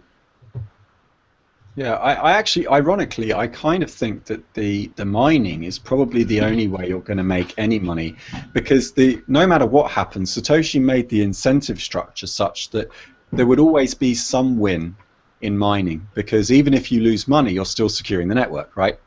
So yeah, with every new miner that joins the network, they are making it even more difficult for a fraud to come along and tell a different story on the blockchain. Now, I've been analysing the Sexio market for a couple of months, and I've worked out quite a good optimal trading strategy on it, which involves buying when the price takes these sudden plunges, because what I noticed over time was that there was a disparity, a divergence between the sharp drops in prices and the changes in difficulty around the difficulty adjustment times. So you see here how the hash rate tends to drop just before a difficulty adjustment. I think this is the way a lot of the miners are basically trying to get more bang for buck from their equipment, because probably what they're doing, so I also check eBay for second-hand prices of hash rates. At the moment, one of the cheapest ways to buy hash rates is actually to buy off of a company called PB Mining, who sell it for like 0.0028 of a Bitcoin per gigahash. But actually, what Sexio have essentially done is they've given you a way of getting into the mining without having to take custody of an actual miner, without having to take the risk on whether or not it's going to turn up or not. So even though this is a cascading waterfall in price, you can still make more doing this than you can buying a miner, because what you do is you always make sure that after each difficulty adjustment you end up with more gigahashes than you did before, right? That's all you've got to do, because let's say you've got 1,000 gigahashes and the difficulty goes up 19%. All you've got to do is make sure that the next difficulty adjustment after the sharp downtrend that you get 1,200 Bitcoin. You've increased your gigahashes by 20%, but the difficulty's only gone up by 19%. That gives you a 1% edge. You never would have got that with a miner. With a miner, you've got sunk cost. Once you've got the miner, that's it. It stays at the same hash rate. So in fact, I think Sexio have actually got a pretty neat product. I was very skeptical of it at first, but as I started to look at it, I was like, actually, this is pretty good. Because then what you can do is you could say, right, I'm going to invest 10,000 into mining, but I don't want to take a big sunk cost risk. So what I'll do is I'll spend 4,000 on a miner, and I'll put 6,000 on Sexio, and then I'll just trade in and out of the gigahashes, and then sell my miner at an optimal time. So probably what I would do is I would look for long periods of like sustained high difficulty adjustments, and probably buy after a really high adjustment like 24%, because as you can see, every time you have a big high difficulty jump, you then get a period of low, and then you get a high, and then you get a period of low. So probably the best time to buy on Sexio is just after a bout of like 20+% difficulty adjustments. And then what I would do is I would sell my miner at just the right time. I'd use the miner to get the most out of the hash rate initially, and then I'd just sell it on eBay straight away. And that's pretty good. That's a pretty dynamic market. And so Sexio is just a mining pool? Gigahash.io is the pool, and then Sexio is where you can sell the hashes. So yeah. Gigahash is a multi-mining pool. But I have my own mining equipment at my home, because I also use it for development. But if I only do like a GPU, CPU mine, because if there gets new technology out, I can just sell my GPUs for maybe 5% loss, and have all the profits of mining. So it's win-win either way. So that's what I found so sad about Dogecoin, is that they didn't go blocking ASICs. So I think Dogecoin will still be like much more value if they chose to change their technology. Yeah. Well, now that they're merged with Litecoin now. Oh, I've stopped following it. So what that means is they're now locked in with Litecoin. So Litecoin is going down because of all the scripts.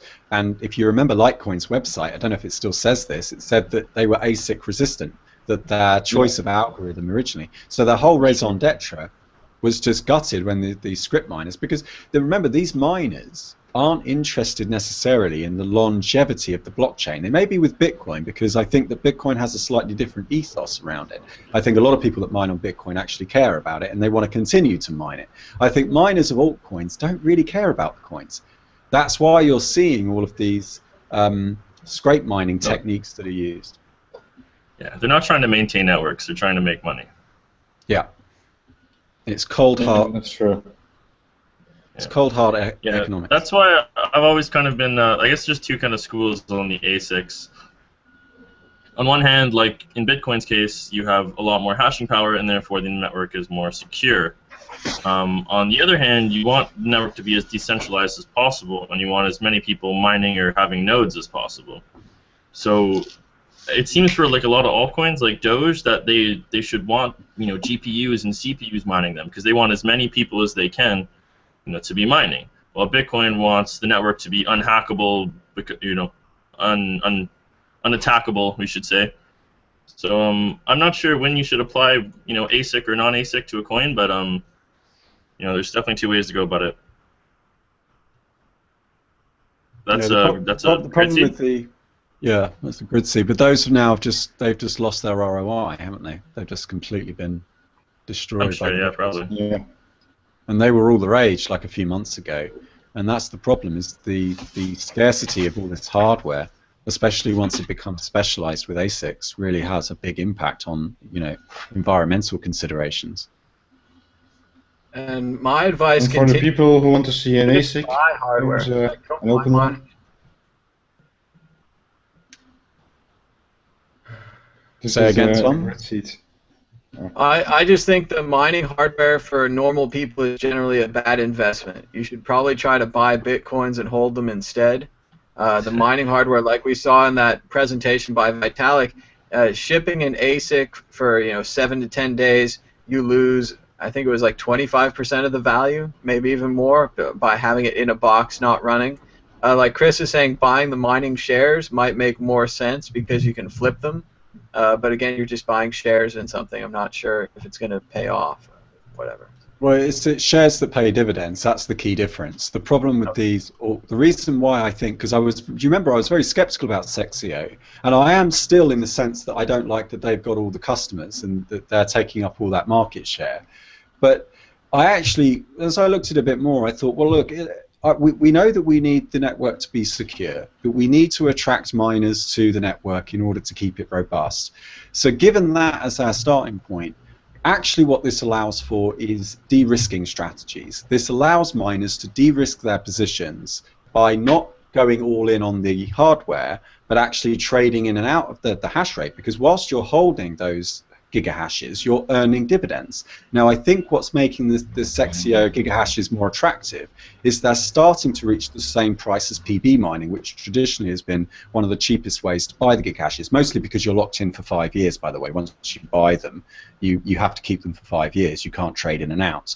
But now that Sexio is starting to approach the same price and it's starting to establish parity, I can see that as a miner, that would get very attractive. I would consider selling some of my mining hardware in exchange for some of those gigahashes. Have you looked at Cryptsy? They also offer mining contracts. Yeah, but it was terribly, terribly priced. Like, I did the sums on it. It's like you'd never make your money back. And there wasn't enough buy side. The problem with Cryptsy is they've just totally diluted their exchange. They've got every single coin on there. I mean, God, there's hardly any of them are missing. There's nothing missing. They've even got DevCoin. But people still want it. They Just like if you read the forums, they all say we want it on Cryptsy. So. But it doesn't. But the problem is then that you've got no buy support. So you buy the shares in the mining, but you can't sell them because there are no buyers in the market. That's true. That's true. And these markets are all still pretty tiny. So Nick is saying on Twitter that we should also be careful of GPU mining farms, and he is right. If you have an algorithm that's too friendly to CPUs, I don't think he's necessarily right with GPUs as much, but certainly with CPUs you get botnets, and it encourages malware, encourages people to write software. That seems to be like the only problem with the CPU coin, and in my mind, I think that's the best alternative because, like I said, you want to decentralize it and you want to have as many nodes as possible, right? You just want everyone's processor to be running in the background. But there's the botnet problem, so I think fixing that would be sweet.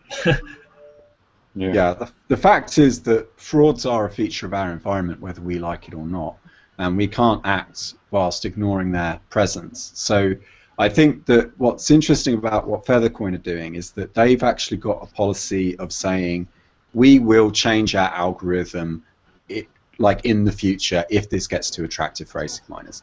And what that does is it adds a very interesting incentive structure where you wouldn't even bother trying to make an ASIC if you thought that the developers were going to change the algorithm. It totally takes out that incentive. Program it in to have the algorithm change every month or two? to swap? Is that like a... You could. It might be a bit dangerous because it puts more uncertainty. You want to try. When Satoshi designed Bitcoin, he was very elegant with the way she did it. It was like, I only want a few moving parts, and I want you to know where those moving parts are so that you can plan accordingly. If you start putting in too many variables, because remember that a market, I said this earlier, a market is basically an environment where people will use each other as a reference for price. You don't necessarily have to be a participant on the exchange to be a market participant, because anyone who says anything within earshot is influencing the actions of other people. And also, the information in the market isn't limited to the discourse of the participants.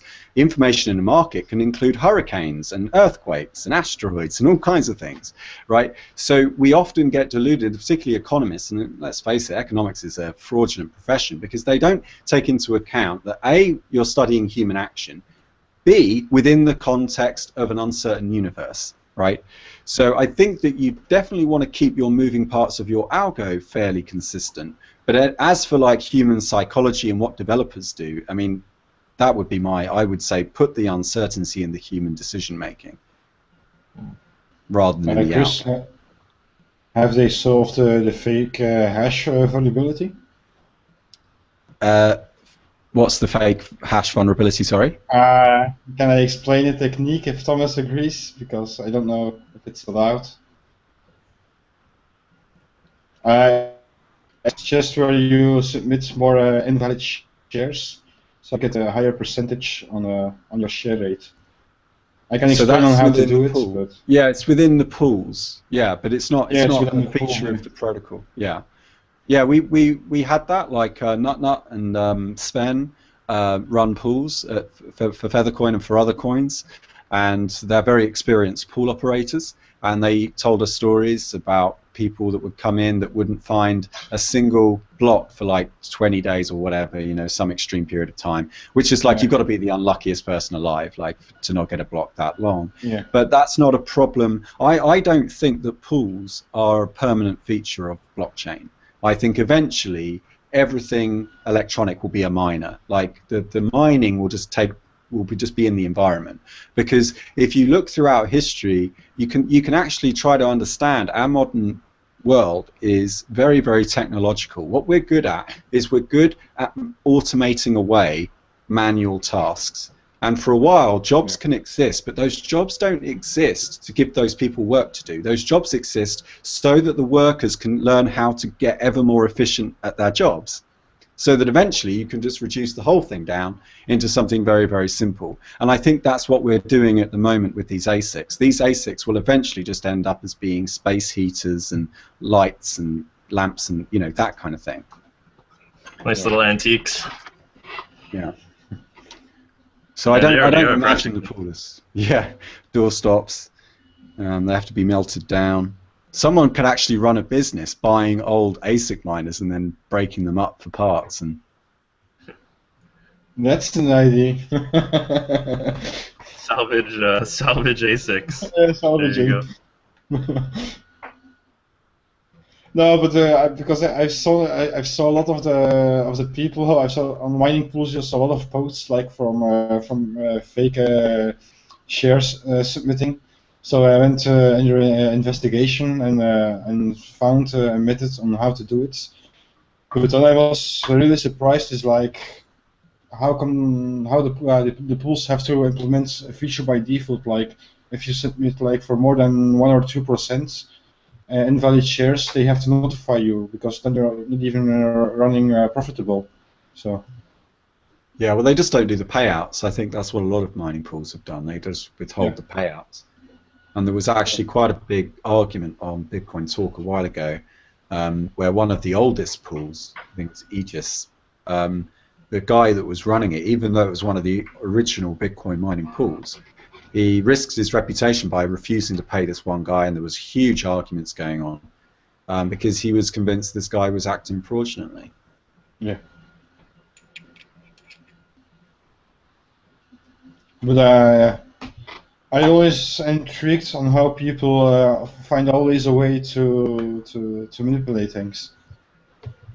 Well, this is the thing. We're very good at that as a species. We're very good at setting up games and we're very good at like putting people inside of environments that we control without necessarily them even knowing. I mean, look at what happened in Boston recently. Did you see the story where the Boston police were monitoring people using face recognition at a concert? So they had these cameras around the venue, and they were using face recognition, and IBM have now got a product that can pinpoint the whereabouts of an individual by pulling their face out on CCTV. And this is scary shit. And what's really worrying about it is that the sheeple don't care. They're happy so long as they play their Angry Birds. They're happy if they've got their, like, do you know what I mean? Like, I know it's people have a go at me, but like for using that word, and it's I agree it's not a popular. It's the correct term. No, I also find it stupid that people give up their privacy because they say we have nothing to hide, and then they say you can have my privacy, but I also have nothing to hide, but I still want to have privacy. So well, okay, then why don't we all just publish why don't we all just publish our PIN numbers then if we don't need privacy? Yeah, true on that. Well, it's a no, but it's the mainstream, so.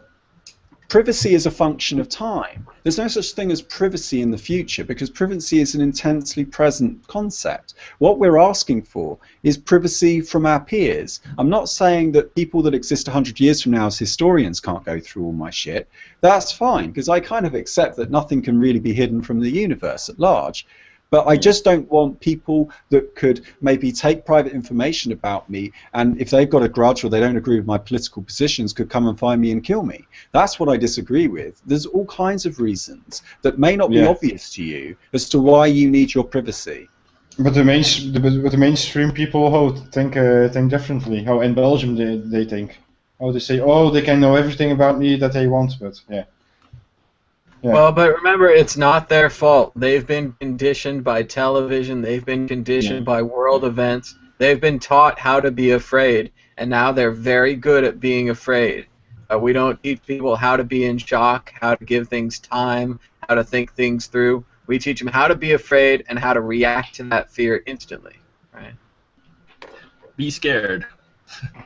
So this is but that's why cryptographics are very good. It's like a rebellion against the governments, and that's why they're so afraid and putting red flags everywhere. This is the article that I was alluding to. I mean that's a clever graphic. Obviously it's a photoshopped graphic, but yeah, it's a long article. It's exhaustive in terms of its scope. I thought it was very well written. And look at this. Like, I mean, already you've got your mobile phone, which is basically just a tracking device. And put it this way: if you ran Vodafone or AT&T, and you were faced with a choice, you know that you're getting real-time information on the location of every single one of your customers. The choice you've got is, do we persist this data or not? And tell me honestly, why wouldn't you? Hard drives are cheap. Why wouldn't you persist that data? Why wouldn't you keep it in a permanent record? That's got all kinds of monetary value. Especially when you can get favors down in Washington. Right.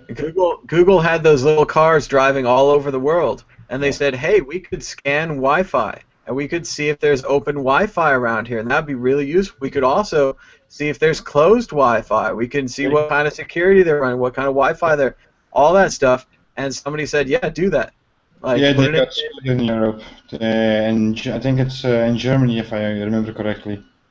Yep, they have laws. They said they couldn't do it, but remember, they did it first. They did, and, Yeah.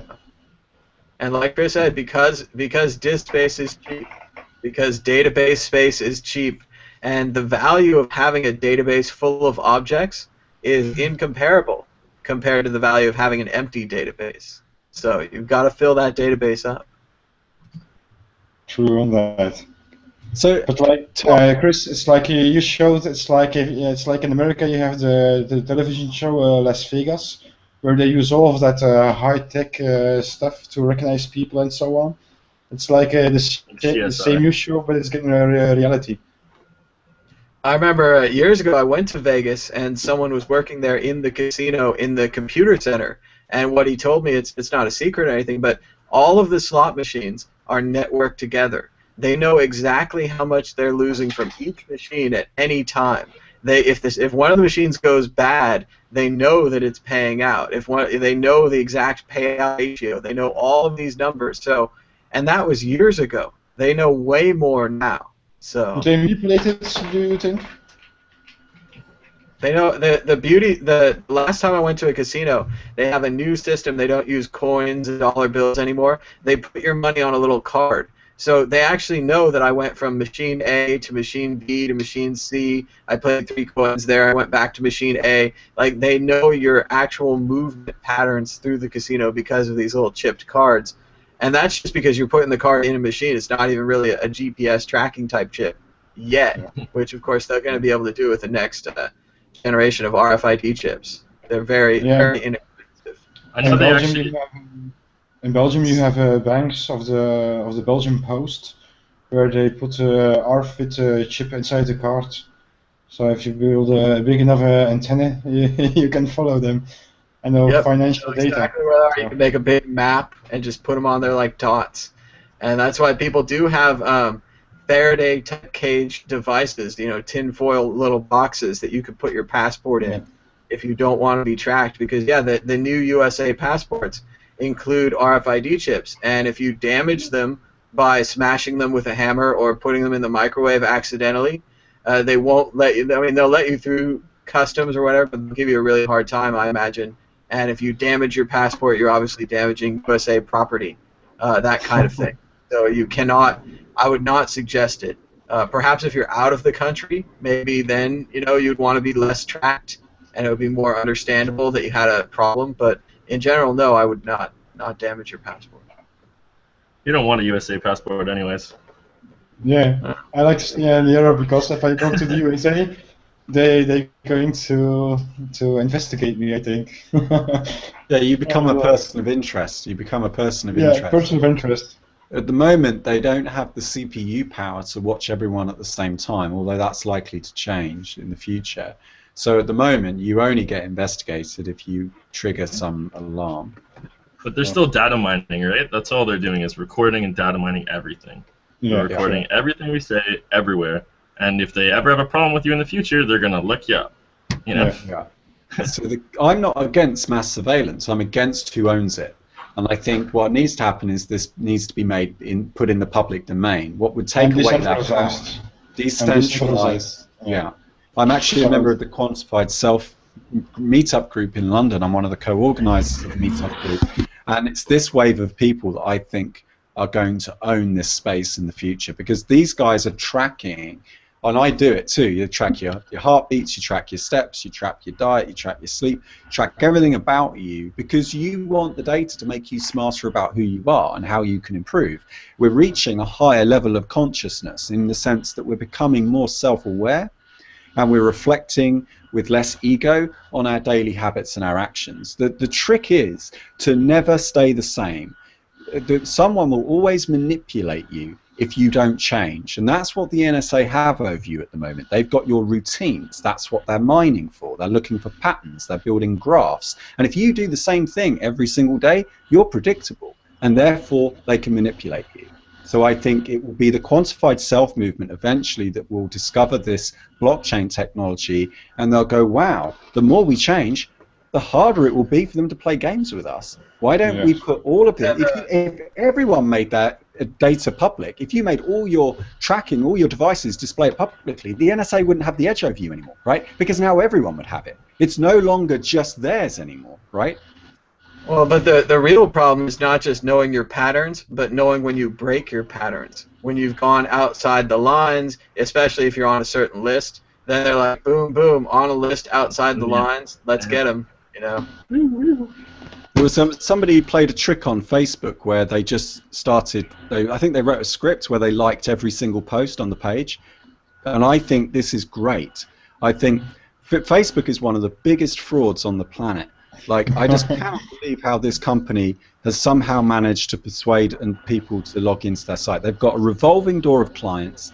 They are notorious for selling fake advertising, adverts that don't work. They hire click farms. I can send you the link to the Veritasium video where he's a physicist, and he actually proves on his video that this is fraudulent. When you buy one of their ad products, you're basically getting the same product that you would get if you went to one of those 10,000 likes for $7 websites, right?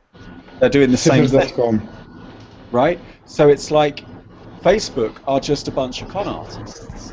And so what we can do to rebel is just start uploading noisy information. Just start liking everything. Just act really, really erratically. And then you break their entire business model. Their entire business model is understanding you better than you understand yourself, because you can't be bothered, because you're not conscious enough, because you're not thinking, you're not introspecting. You're just That's like, why you pay taxes, Chris. That's why. Well, I don't pay any taxes because nice. I deliberately lower my threshold so I don't have to pay taxes. In Belgium, we don't have a choice. Oh, really? Yeah. So what? So it doesn't matter how much you earn, like even if you earn 100 euros. You still have to pay taxes. So. Wow. I have to go to, what is it that Derek said last show, Land of the Free, where there was a Bitcoin conference. There it's like a very open Land of the... Well, there's a Cryptolina conference coming up in Carolina, and then of course Coins in the Kingdom is now selling tickets for Orlando, Disneyland plus Bitcoin. Tickets are only $60. Hotel rooms are only $100. It's going to be a very affordable conference in Disney World in Florida. So I think Derek also wants you to go to New Hampshire, the home of the Shire and the free people. But I'm searching what it was. It was Island of the Free Men or something like that. Also, I have to rewatch the last show. I'm sure it's the Free State Project in New Hampshire is a group of libertarians who have chosen New Hampshire for some reason and are moving there or claiming to move there and planning to move there, and then they all want to live together. So good luck with that. I think we need more city-states. We need to go back to California. That's why you need to be reading Snow Crash with us, Chris. You're missing out in the World Crypto Network Book Club. In the future of Snow Crash, the governments and the corporations are literally city-states. He actually came up with this idea. I was on Wikipedia the other day. I forget what it was called. Something like distributed, non-centralized empire, something like that, because KFC owns a franchise in every city, right? And you can live and work and stay at the KFC franchise, which has huge walls. And there's also these suburbs of these burbclaves where people drive back and forth in their bimbo boxes, which are minivans, and they drive from their burbclave to their KFC franchise where they work, or maybe they work for the feds and they drive to a government franchise and they wear a Fed windbreaker, and all the feds have to get loyalty tests. They get a lie detector test to make sure that they're still loyal to the feds. And the other companies like the Mafia, which runs the pizza company, they have similar loyalty tests. So you have to be loyal to your corporation in Snow Crash, and even if your corporation is the government. So that's what we're living under. It's in this book. So does anyone ever call into this show or what? I think I called in at the beginning. He was all gung-ho. And then basically what happened is Derek took all the calling technology with him. And I have my own calling technology, but it's not like set up, or it's the right number's not up. So people can still question and answer with the Google Question and Answers app. They can contact us on Twitter, but we still have 26 viewers, even though we're rounding up towards hour number 2 or so of this show. It's been on for a while. I found the name. It's Isle of Man, the greatest tax heaven on earth. Oh, the Isle of Man. Yeah, I've heard of that. It's near England, right? I mean, Well, yeah, it's kind of part of the British Isles. It's part of the British Isles, and it's kind of part of the UK, but it's independent. So it's like a little enclave. And yeah, I've got friends on the Isle of Man, and it's very friendly to the gambling industry and things like that. But they have to, because how are they going to make any money? It's like I know there's a big superbike race every year. Yeah, and there's no speed limit on the roads. Libertarian paradise. Yeah, libertarian, indeed. Like we all like it forces you to be safe and wear seatbelts, keeping people alive, giving them airbags so they won't die instantly in a car crash. That's bullshit. Man, people should just die. Yeah, leave me alone. That's the only thing we're certain of, is that we're all dying. Like that. I still can't believe that story. I'm sure you guys all heard there's a race car driver recently who passed away because another race car driver hit him from behind, and he got so upset that he got out of his car, walked across the track, and tried to like motion at the other race car driver who accidentally hit him with his car and killed him. So, yeah, Right. Stay in your car, race car drivers. It's your problem. Yeah, that's He was a racing libertarian. 101. Let's Don't face get it, out on he was the a track. libertarian race car driver. He was upset about the way the other guy was driving, and he was not willing to stay in his car, maybe do an interview afterwards, wait till they tow his car off the track. You know, he got up right out of his car. He didn't care that there was literally a race going on around him, cars going fast on purpose, right? And I haven't seen the video even. I'm just in my head. I'm picturing it. And I'm trying to understand like this 20-year-old's mind that he was so angry that he got out. He was Like 20? it's like the scene in Bowfinger where he's running across the freeway. He like ran across the freeway to like display his anger, and then he got hit with a car and it's over for him now. So displaying your anger really worked out. And he was free. They're gonna have new rules now. They might have to. There's the issue of basically, essentially you have. You know, they're very athletic, but they're also like maniacs. So you have these maniacs in these race cars driving around very fast, and the issue is if they crash or something, they're going to get upset, get out of their race cars. So the issue is, can we permanently lock them in their race cars, which is unsafe for them, right? Because if they crash, they need to get out of their like potentially explosive race cars. So yeah, what are we going to do? What are we going to do about these libertarian race car drivers? We're going to give them a circuit where they can drive. A special circle. Well, we should just fence them off. I mean, the George Carlin bit comes back again. We'll just put all the race car drivers in their own country, and they can just race till they die. Yeah, that would be good. A country on their own. Watch it on TV. That's fine, you know. And more people can go there if they want. Yeah. There'll be no rule on the track. You can get out and like get angry at the other guys. Shake your fist. Hit their cars with a golf club. Yeah, and that's like I'm totally seeing like a Simpsons character. Like sounds like heaven. Like the cartoon, like a gladiator sport. Yeah, blood sport or anything like that. They'll hit more people with cars. But like this one, it's just this guy. I mean, I'm just trying to understand his anger. He's so angry. He gets out of the car, walks across a racetrack, and like he motions. Like they describe it as like the reason he got hit is because he wanted to get in Tony Stewart's face with the car, like in his face. But it's not a person; it's a car. It's a car. Like not really. Like you and Tony aren't really gonna jar like 1-to-1. You're jarring with a car that's moving. Like it's just. The car might win. You know, the car might win the fight. The car did win. It crushed him like an altcoin. So. Too soon. Too soon. How's Boniface doing? Anyone heard from him? It's been a long time. Oh man, the price has been down, and the professional traders have run for the hills. Although professional traders, what are you calling the professional for? They're gambling addicts who are addicted to gambling. It's not a professional gamblers, you know, whatever traders. Professional. No, I tell you what, there are professional gamblers who make money with but what they do is they understand the bookmakers better than the bookmakers do. Right. Sure. So, well, maybe you can tell us about it, because I've got a friend who works for a newspaper, quite a big newspaper, and he writes for the sports section, and he has friends that he gets information off of, and what they do is they exploit the competition between the bookmakers. The bookmakers are in a competition to get the business. So what they do is they offer certain deals, and his software, this guy has some software that is able to detect those opportunities. And so he actually trades in a relatively de-risked environment where he will put, bets either side of the same outcome. So he'll put a bet on a winner and a loser with two separate bookmakers and exploit the differential in their odds as a actual strategy. And apparently, but the thing is, the win-to-loss ratio.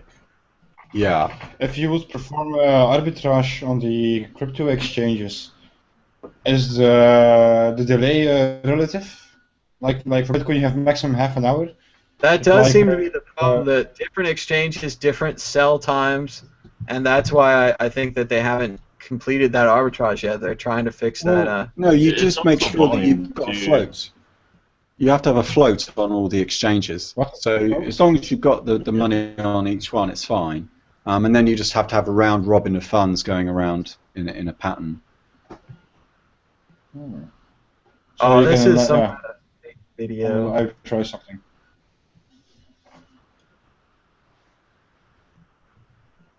Sorry, I'm watching the video someone just sent me of the NASCAR driver getting out, or the, sorry, not NASCAR, but of the race car driver getting out of his car. Oh yeah, this is. It Wow. happens quite a bit in racing, anyways. Like, but to storm onto a track and get run over is different than giving a guy a little. What the hell are you doing? Okay, yeah, I mean, I might. It's like a current event. So again, if you don't want to see this, I'm gonna ask everyone to turn away. I haven't seen it yet. Okay, so you still have a chance to turn away.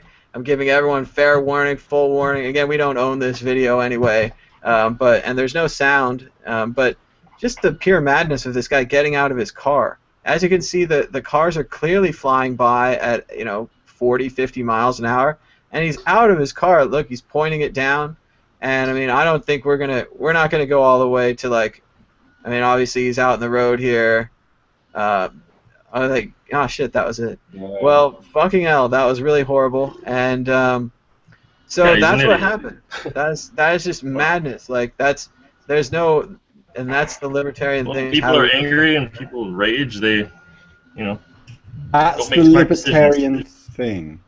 I That's see it as a what I'm very saying. libertarian action what he's doing there, like getting out of the car, being angry. Maybe he's John Galt. Maybe that's what John Galt would do. That's a very bad joke. We're gonna start doing very coin work again. We've got some questions from Alan Bell in the comments. He said he listened to my chat on Gnostic Media. It was a good chat. He asks, what are your thoughts about the value of gold being $42.20 an ounce? Obviously, I think everyone knows the value of gold right now is around $1,000, $1,300 an ounce. I believe I'm not up on gold is recently, that a but prediction? $40 an ounce gold. so yeah, that would be an incredible drop for the value of gold. That's I'm not sure where you got the not number gonna happen. 42, the 4220. Maybe it's a signal or a joke or something. But so yeah, that would be a big drop for gold. I think gold still has uses other than being shiny and heavy. Gold is used in transistors, microchips, that kind of thing.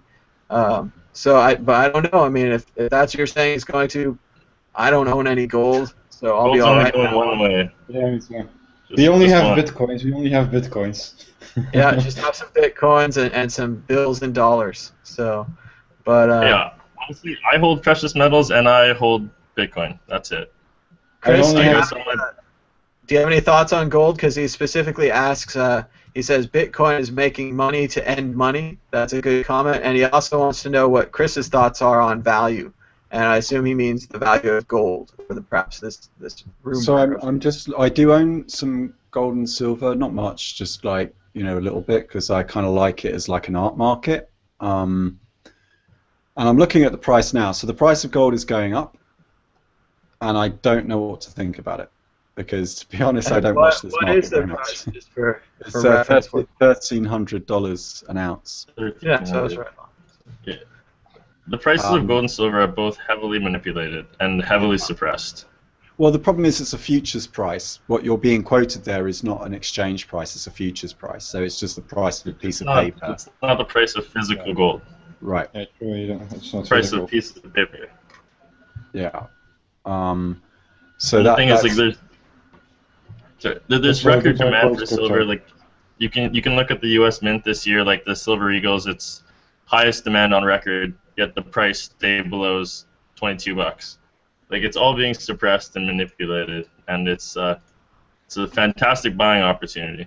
If you buy crypto and you believe in crypto, you should hedge some of that risk with some precious metal, because that's a sure thing. Whereas Bitcoin, it's worked so far, it's been fine. But if something were to happen to it, you would lose all your value. So also that Bitcoin relies on the internet as an enabler for value. So if the internet goes down, or like with Russia at the moment with these negotiations, and they control the gas supply to most of Central Europe, as a result, you know, we rely on that energy. Even like I think the British people just think that we're insulated from this because we're an island, and also because we don't buy our gas from Russia. We are, because what this will do is cause a rise in price in gas, which will put a pressure on the whole market.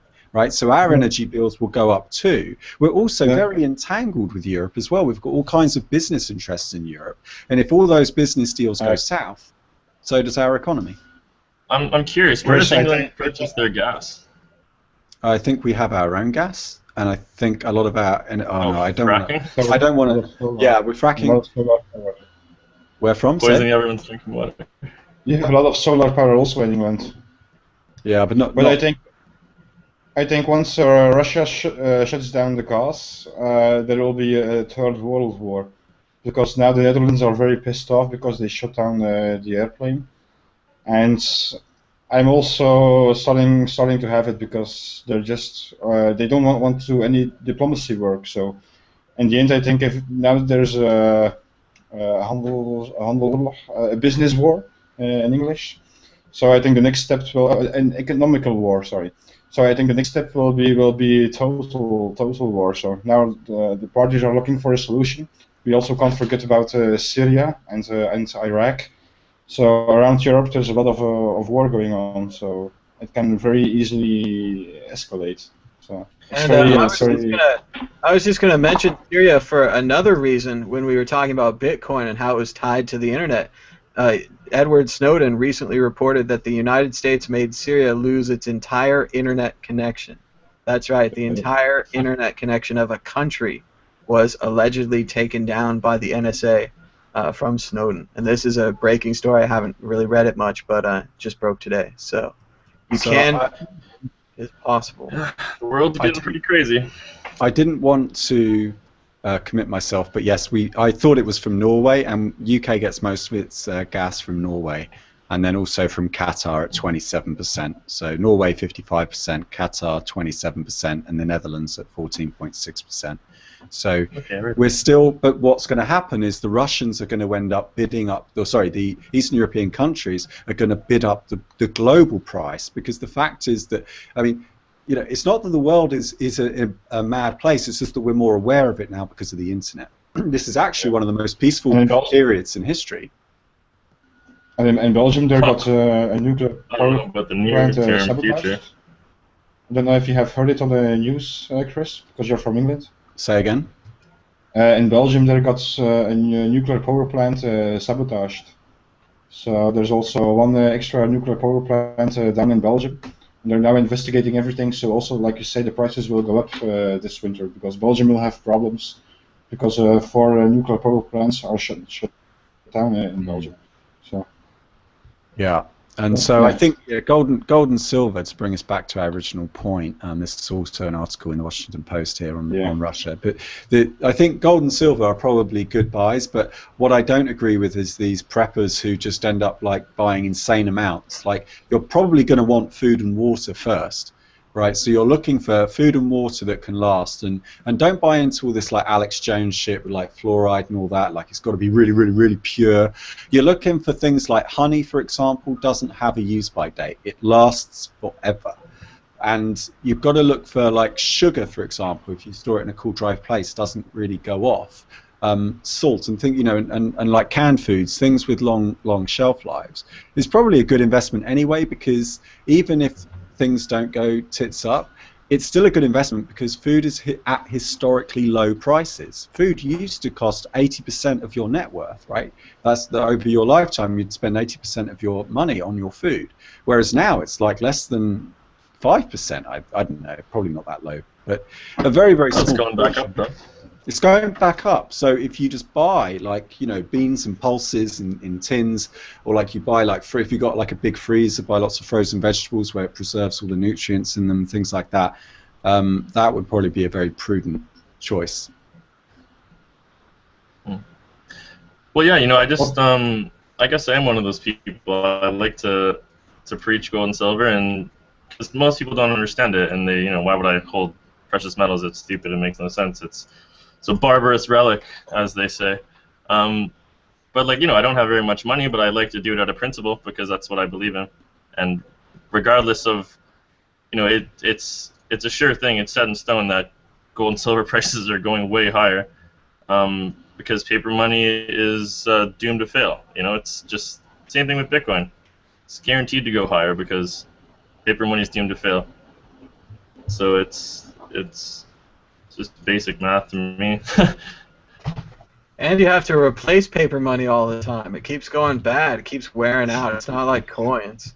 It's actually really terrible. Counterfeiting. I only have one silver coin of the Bitcoin anniversary this year.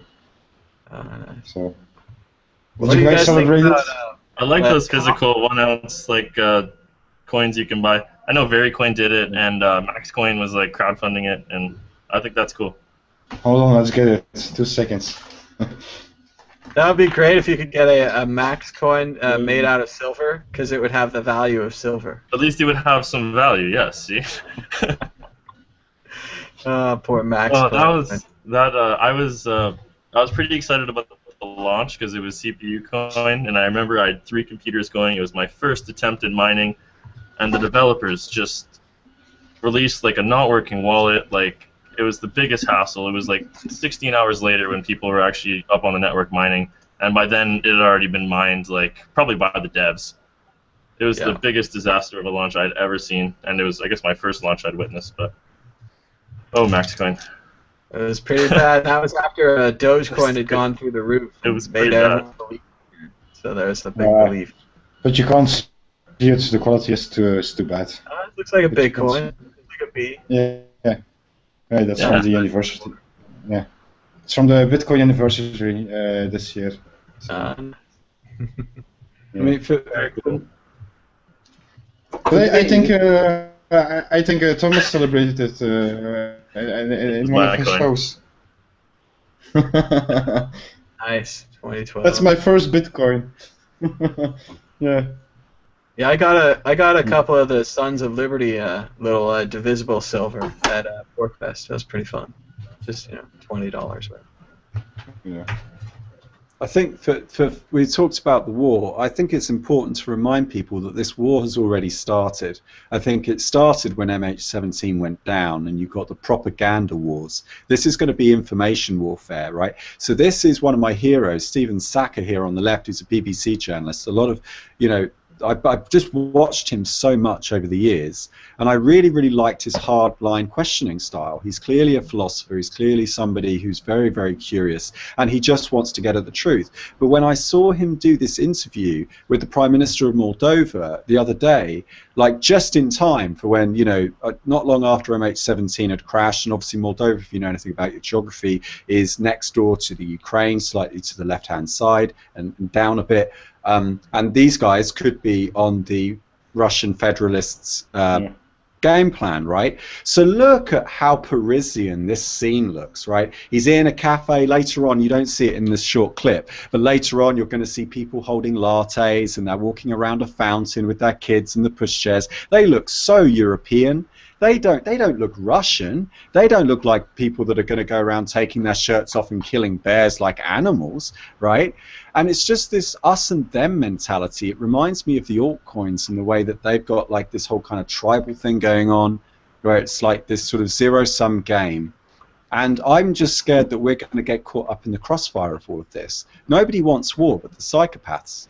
And we need to find some way of taking the psychopaths out of control. Well, it's but certainly remember the rational unmuted. It should unmute. But then you have to help us again, Chris. Like how then England have to help Europe again, like in the First World War. Like everyone is now bringing contributions to the whole, recelebrating the First World War, or how do you see it? What I don't understand is why the hell we're celebrating the start of the damn thing. Why would you celebrate the start of a war? No, the opposite. The opposite. Start another one. No, I mean the opposite word. The opposite word. People love meaningless anniversaries. They don't have to learn anything. Like, it's just been 100 years. It's because it was first, because the start came first. We'll celebrate the end again in 4 years. Look at this. But don't you think now it's good that they'll do an anniversary to like say to the world, look what happens in the First World War, and like to prevent to get a Third World War? All right. Well, but Chris, what is this? What is this bloody tower? What are they replicating there? The Tower of London, and it's the blood is represented with poppies. And it grows every day. So the blood spills from the Tower of London every day. Well, not the Tower. I don't know what that building is, but yeah. So it's like symbolic art. But this. But the documentaries we had on state television leading up to this anniversary said, you know, it was all about the heroism, and it was about the national pride, and it was about the community. It was all about the community and how people got together and they shared baths and stuff like that. And some old guy, well, he wasn't old at the time, but when he was younger, he's old now, and they sort of interview him in the nursing home. I mean, what he said, which is what should have stuck in people's minds, is he said this thing was just awful. And after the war ended, he said, nobody ever talked about it again. None of his friends that were in the Air Force ever spoke about it because you just wanted to forget it. And I felt like that was the message that should have been at the head of the show. Like, look at how bad this is. All the artists got. That's the message that Hemingway got. That's the end of heroism was what this was all studied as. But again, like Chris says, we've forgotten that. Because remember, we're into a new paradigm now. We have a new enemy that was provided for us on September 11th, and now we're even into a new level of that paradigm where they're recreating the conflict between the U.S. and Russia. So we're at a whole new 2.0. Yeah, we're here. Yeah, War 2.0 is it? Yeah. And I remember the Cold War was like the most profitable period ever. Like, both sides profited incredibly. Military production went up on both sides. Worthless ICBMs were built all over the world to destroy the world. Yeah, which again militarize the world, man. Like, yeah. And then the thing is, the people that were against, the people that are running things, it seems, are the people who think that that was a good move and that we should do it again. And if we could have another bad guy who united us on two sides for another 50 years of military expansion, that the world would be better. Right? We need more useless ICBMs. Well, it's good for business, right? And like I said, you know, the U.S. military-industrial complex, the companies that make the drones, they need profit. They didn't go into this running a charity. When that war ended, that last one, they didn't ROI. They didn't ROI on their drones. They need the money. And Russia Today did a really good documentary. I don't always sing my praises of Russia Today, but I like to make sure that I do when it's appropriate. They did a really good documentary on these companies that were supplying drones to America and were bombing eastern Pakistan. And one of the interesting things they got from one of this sort of, I don't know if it was an undercover conversation with one of these trade shows for military people, you know, that sell all the arms. They actually have trade shows. And they caught one guy on camera saying, yeah, this is great. War is great for business. And it's like, yeah, we make money. And it's like, and the guy said, the interviewer said, do you think that the US military uses these prototypes that you send them to kill people? And he says, well, I don't know, maybe they do, but all I know is the money comes in. And like, fuck, he's the problem. He's the guy you want to take out because he's the guy that's enabling this whole thing. And then you've got this, I won't show the picture that comes after this one. There is a very, very disturbing image underneath this picture, but you're getting all these information wars. I'm not coming out in favor of this photo. I'm not coming out against it. I'm just displaying it because I can't represent this whole discourse without looking like I come down on one side. So as much as I'm trying to come down on the side of humanity, the fact is that you've got ISIS, you've got the Islamist states also propagandizing on Twitter and social media. That's the first time we've seen that in full mass scale. So Twitter, what is it? What have Twitter done? What have Twitter discovered? Twitter have discovered a universal that both sides can agree on. We both agree that Twitter is a platform where we can propagate our message across this network, where we can infect people. It's, you've got to believe what I believe. Whether you're running for an altcoin, you're trying to get people to buy it, whether you're trying to run a nationalist state, you're trying to persuade people into believing something that you believe so that you can achieve some outcome or other. That's the way it is. And like Major General Smedley Butler said in 1935 in his book, "War is a racket." That war is a racket. It has always been. It is possibly the oldest, easily the most profitable, surely the most vicious. It is the only one international in scope. It is the only one in which profits are reckoned in dollars and the losses in lives. Good book. Guys should Well, read it scales. War scales. Mm-hmm. It scales incredibly, and they make money on both sides. They pay for the destruction, and they pay for the reconstruction, and they profit on loans given to both sides. So it's very available. But maybe if you look at it from another view, we balance ourselves by destroying each other instead of Well, I nature think balancing. that's the view they'd like to say, that we're animals and that we're like insects and we have to destroy our hives and we have to destroy the good things that we make. But I don't think that's true. Yeah, I don't believe that as well, but maybe sometimes I try to look for another side to.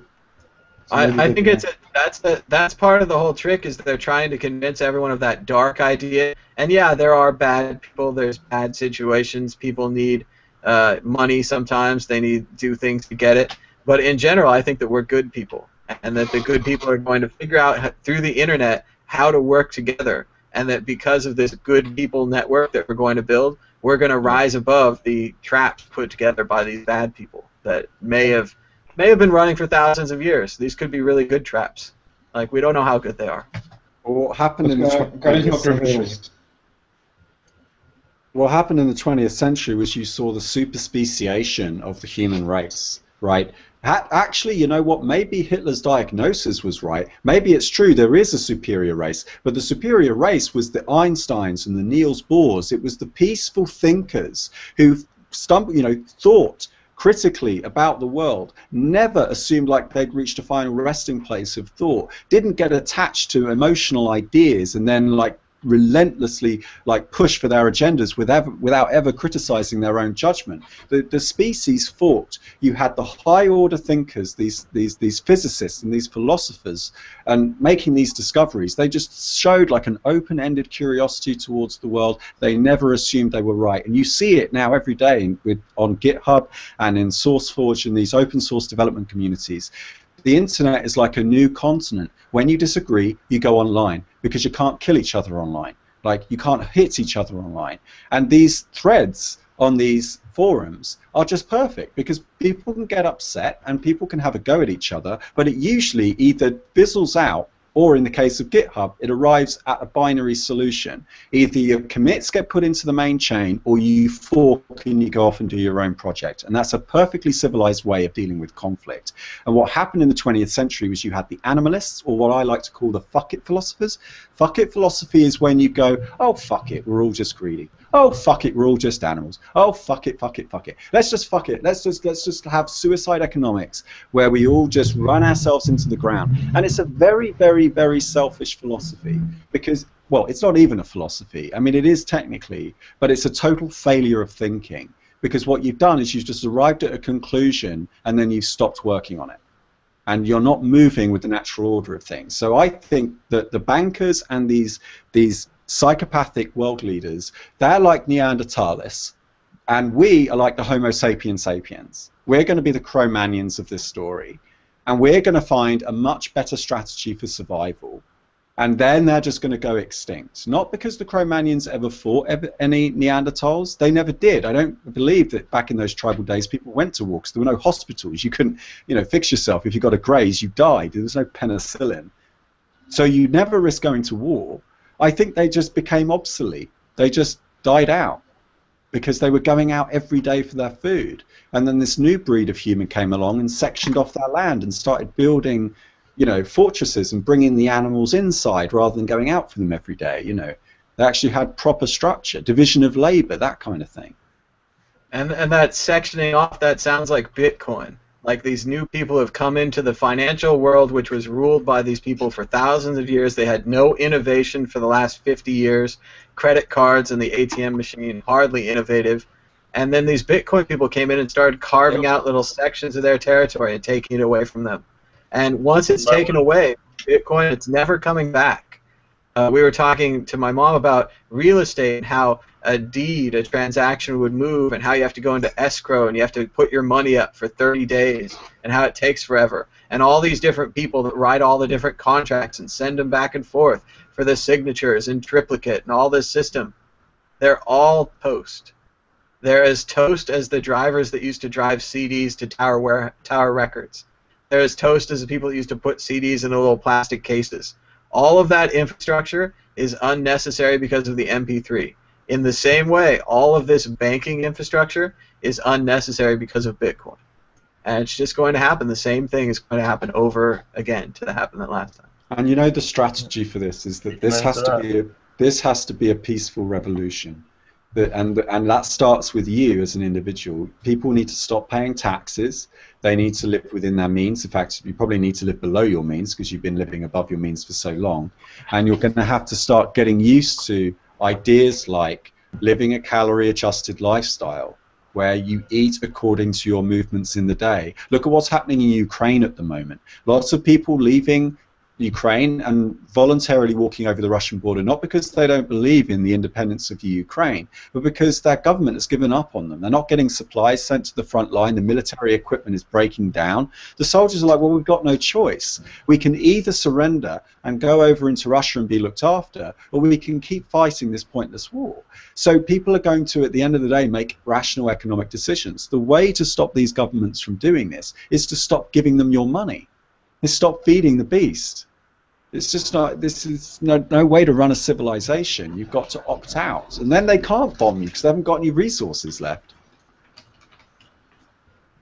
It's like an article I've read that if you take all the euros and the dollars away, and if everyone uses a Bitcoin, they have to ask personally to each one, to every door, if they want to have a war or not. And if you want to have a war, you don't need your money. So that would be the solution for how to stop war.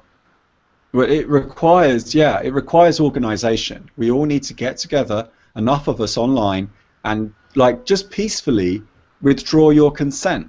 And if everyone does it, they've got no choice, right? You've just got to vote with your last. At the moment, when you vote, you're not really voting. You're just outsourcing your power because you haven't really got any choices. That split-second decision gives some guy in an air-conditioned office 4 years of decision-making, 4 to 5 years of decision-making. So one decision that you make gives somebody else 5 years of decision-making. That's not a fair trade. That's outsourcing your power because you're too lazy to do it for yourself, or because of some kind of retreat that you put well, fuck it philosophy again. Fuck it, it's all rigged, so it's shill shit and I shouldn't do anything about it. You've got to start collaborating with each other. And I think if everyone just stopped paying their taxes, what are they going to do? They can't enforce every single debt. There aren't enough debt collectors to go around. There just aren't. And where did the debt collectors come from? They're people too. So everyone just everything's in debt. The entire world's in debt. Yeah, the whole world is in debt. And look at the way these reputable companies sell to you with their clever advertising on the one hand, are very nice to you, but as soon as you owe them money, they send heavies around. They actually send some nasty people around your house to force you to pay. They're psychopaths. They've got dual personalities. They've got all this weird shit going on. And if you work for one, well, if you're lucky, you get to bark some orders at someone, but mostly you're just going to be told what to do. You're talking like Alan Watts, if you know him. Yes, I do. I'm a big fan. Yeah. Me too. I can hear that in your talking. And to go back to the elections, The Simpsons, of course, has already explained everything to us. Here's the two space aliens, Kang and Kodos, who are both running for president. They've taken over the bodies of Bob Dole and Bill Clinton at this time in 96. So you got the left and you got the right. Yep, it's a two-party system. You have to vote for one of us. And as he says, when he says, I'm going to vote third party, I'm going to vote for Nader, I'm going to change there. Go ahead. Throw your vote away. And then Homer, in the other side, he comes out and he says, don't blame me. I voted for Kodos. So if only Kodos, instead of Kang, had won our election with our two-party system, we would have been fine. We would have avoided all of these problems. But everyone knows it's not true. The two parties. Luckily, in 4 years, you can correct your mistake. Yeah, every 4 years. And remember, democracy itself, if you really look at the idea, like the founders thought and the founders looked at, it's rule of the mob, right? If you have 51%, your vote counts. If you have 49%, better luck in 4 years. 49% can be completely ignored by this system. That's not a good system. Like, sometimes the 49% are right. They have the insight. Or maybe even the 10% are right. And that's why they tried to put all those controls onto democracy to complicate it and to improve it, and those controls clearly failed. Chris is frowning. You're disagreeing with me? So no, sorry, no, not at all. No, Pie Rebel Nick was saying on Twitter that he has 50 pounds of white rice sealed away. Brown rice, not white rice. It tastes the same and it's much better for you with slow-release carbohydrates. No, but rice is very good because it's the cheapest food. Pence for calorie, it's the cheapest food. So it's very good. Yeah, I could buy a pallet full at Costco, I guess. I don't know. What am I going to do with a pallet full of rice? Well, you eat it. You can sleep on it. With vegetables. Yeah, sleep on the rice. You actually just replace your mattress with rice mattresses. I've seen that. They have shows here about doomsday preppers, and one of the preppers, they built their bed out of canned food, and it was like, just look under this mattress. We've got 3 years of tomato sauce right here under the bed, ready to go. It's my pillow. It's my pillow. I don't even sleep. I sleep on a pillow made out of ammunition. It's completely made of bullet. It's the safest pillow in the world. Incredibly uncomfortable. I haven't slept in weeks, but I have my bullets right here, ready to go. He's also saying that you want a .22 long rifle ammunition as well. I'm having to look that up because I actually didn't know what that meant. That's the biggest risk that we have in Europe, because in Europe guns are mostly banned and prohibited. So the population has no way to protect themselves in the case of crossbows. Say again? In Holland you can buy baby guns, crossbows. Even in Belgium, you're not allowed to have it, so it's the only country I know where you can buy weapons. So you've got, well, it means that in the event of civil unrest, because civil unrest happens usually when a middle class has their living standards lowered to beyond what they're prepared to accept. So even though they're actually still fine with the living standards, because they got used to a higher living standard for such a long time, it feels unjust and it feels unfair. So that's when you get the anger and and actually it happens all the time in close living quarters. If you've ever shared a house with people, when you start to get your space encroached on, people get really irrationally angry at each other.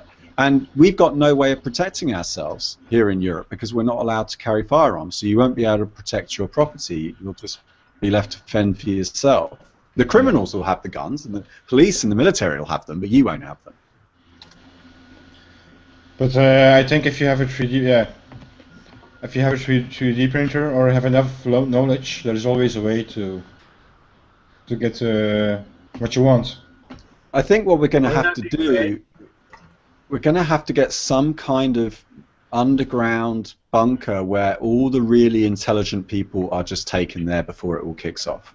But how can you decide? I'm not voting for myself here. I'm not saying I'm one of them, but I'm just saying, just in case anyone thinks But we should have all the intelligentsia and the developers, Gavin Andreessen and Amir Tarki, and I can't believe I put those two in the same sentence, but those guys, those people that we need to build the future, they need to be safe. They need to go somewhere secret that nobody knows about. Like a mine shaft. Or taken off the planet. They need to start buying rice. We cannot have a mine shaft gap. We cannot allow a mine shaft gap. They need their DNA stored, and they need to be taken off the planet in a spaceship, and just then the Russians could do whatever the fuck they want. What's that? I'm still doing Dr. Strangelove. Need to breed prestigiously, and of course the females would have to be the most attractive females. Yes, mein Führer, I can walk. Gotta watch this movie, man. He says it all. He's all right there. Of course. Yes, hey, man, be the most intelligent. The mine shafts. and then we will rebuild the world. We will build it. That's right. And what you were saying earlier about the people and how they notice that the other people have it so good, and their value of money goes down. In Greece, they were living above their means, and now they don't want to live down there, and that's pretty much what caused the USSR to come down. They saw that the USA people had televisions and Levi jeans and were living this carefree American lifestyle, and that's what they wanted. The information propaganda got in through the Soviet system into their televisions, etc., and it brought them down. Like Jack Nicholson, like he said in As Good as It Gets, that it's not that you had it so bad, it's that other people have had it so good. Yeah, we're baked in to build fairness into our system, but we also can't handle the truth, Tom. And I think it's very difficult for people to accept in the developed country. I deliberately didn't do the voice because I can't. But like, the problem is that we've lived this kind of bubble-like existence where our affluence in the West is a function of our ability to push the risk onto the rest of the world. And now that these people have got mobile phones and they're looking at our lifestyles, like you say, now they're going to expect the same living standards. Well, and that's what the zombie movies are about. That's what even Game of Thrones, which is a fantasy book, is actually about zombies. It's about the unrest rising up in these developing countries, and then the hordes of people. The White Walkers, and they don't seem human anymore. They seem like zombies because there's so many of them, because they just keep coming, and that's how you overtake walls and fortifications if you're an army. You just keep coming. The people think that they're going to wait you out, or they're going to starve you out, or whatever. The walls are too high. You just, like the zombies, I haven't seen it, but I've read the book in World War Z. The zombies just stack corpses. That's a zombie strategy for getting over a wall. You just kill enough of our guys, and then we're going to climb up our dead bodies to get over, because we don't care. We're a zombie. Like, they're the best. They've got nothing to lose.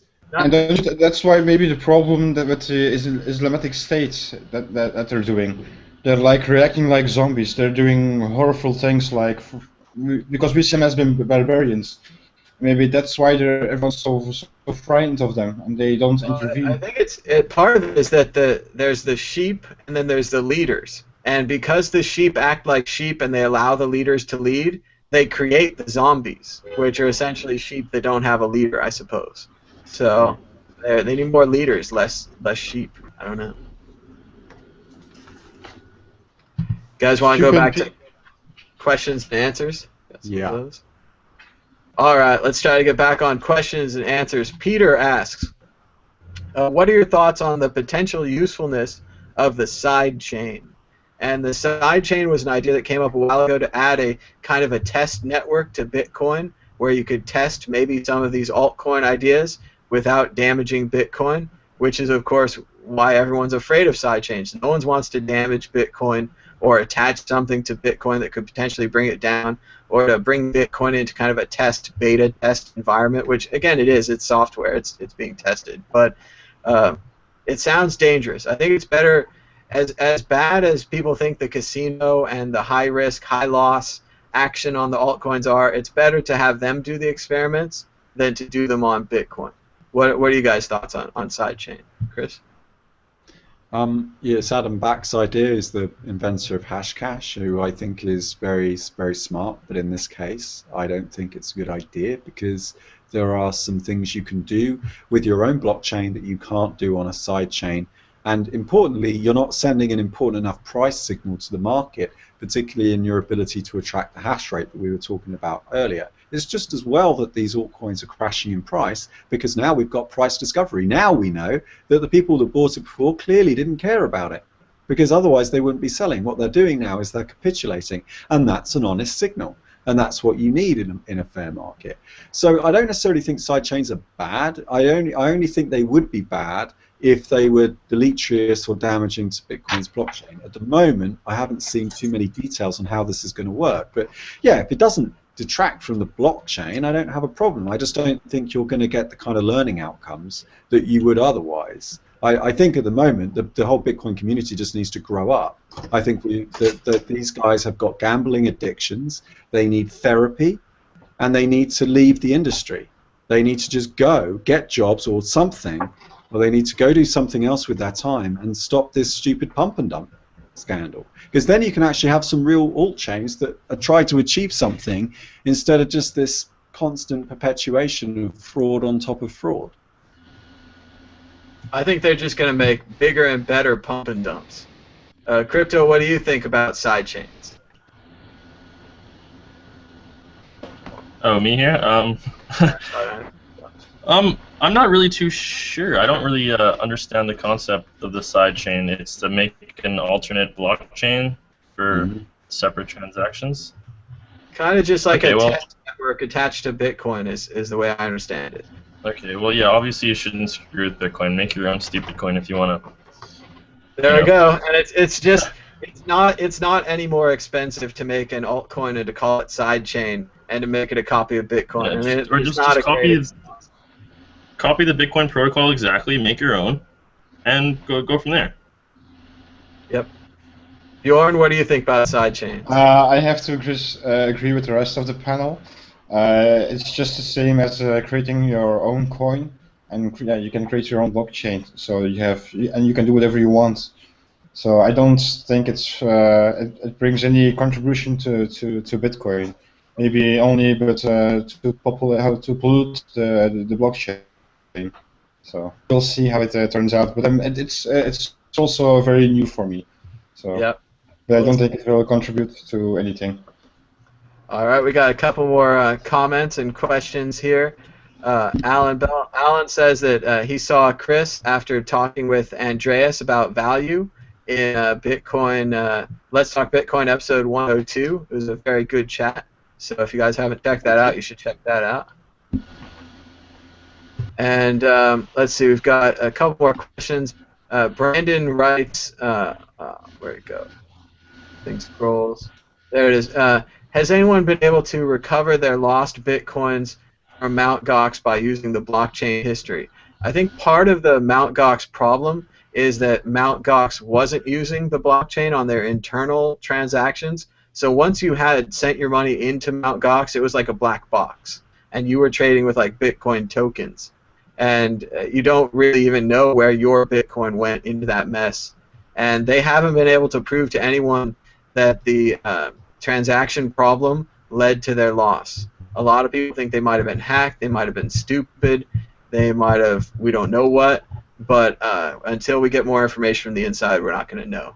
Well, Chris, what did you think about that? We did do this. People on Reddit went through and Bitcoin Talk Forum and managed to get a pretty good list, a pretty discrete list of Mt. Gox, I should say empty Gox wallets, and then we had the Willy report that seemed to do a very, because of course we had the leak of the database, so we did know most of the actual addresses.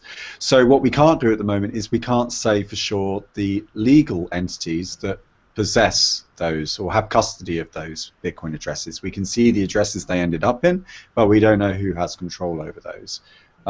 So I think it's a question of watch this space. I think everyone at MT Gox got an email recently telling them that they have until November to put in any proofs of the money that they had in there. Not that this is going to achieve anything. You're being trolled because you're not going to get anything back. The people that get paid out in these bankruptcy proceedings are the big players, not the little guy who needs the money the most. So yeah, this already happened. All right. We've got another comment from Alan who says that every superhero needs a supervillain. What is Superman without Lex Luthor? And very true. That is what's going on in the world. We do have motivating forces such as enemies, and we do seem to be conveniently provided with an enemy when we need one. So keep an eye out for that. I think in this case, the governments are the supervillains. It's tough to say. You can never tell who's on which side. And that's a lot of what being a spy is like. Even the Avengers movies have this discussion back and forth. Are we really doing a good thing? And if you watch the Captain America 2 movie, spoiler alert, you might find out that the Avengers don't even know what they're doing sometimes. They're bad organizations that could even take over someone like the Avengers. So We've got another question from Brandon. He said you could get a 3D printed gun from Cody Wilson and DD, I think, distributed defense, something like that. Defense distributed. Oh, I was really close. So yeah, it's very cool work they're doing. And we had that idea earlier where Chris was talking about England and their lack of guns. And I was thinking, what if 3D printers took off in England? And soon everyone had a 3D printer. And then what if one day they all decided, like, let's print a gun day, and they all printed a gun. Suddenly this gun problem in England could be solved almost instantly with 3D printers. So you got to watch out. That technology, it really will change things. And again, the computers that you've let into your lives, the smartphones, the tablets, the laptops, the desktops, those all take Bitcoin.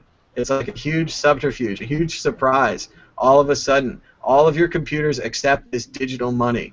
And some of them can even make it for a little while, that kind of thing. But it's a huge surprise, and it's changed everything, having these computers ready for the Bitcoin. It's a handshake, and we can't do one without the other. So, got a couple more questions from Silver Miner. He says, what do you think about moolah.io/Syscoin?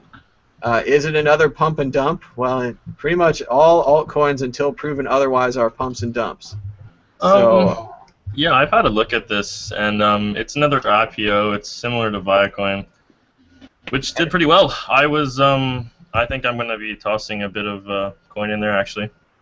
Yeah, now I'm just going to assume, is Syscoin some kind of coin they're going to use on the moolah.io exchange? Kind of what I understood is that Vericoin has a similar deal in which that they're going to get USD to, I guess, Syscoin compatibility going on in the wallet, so you can buy with fiat.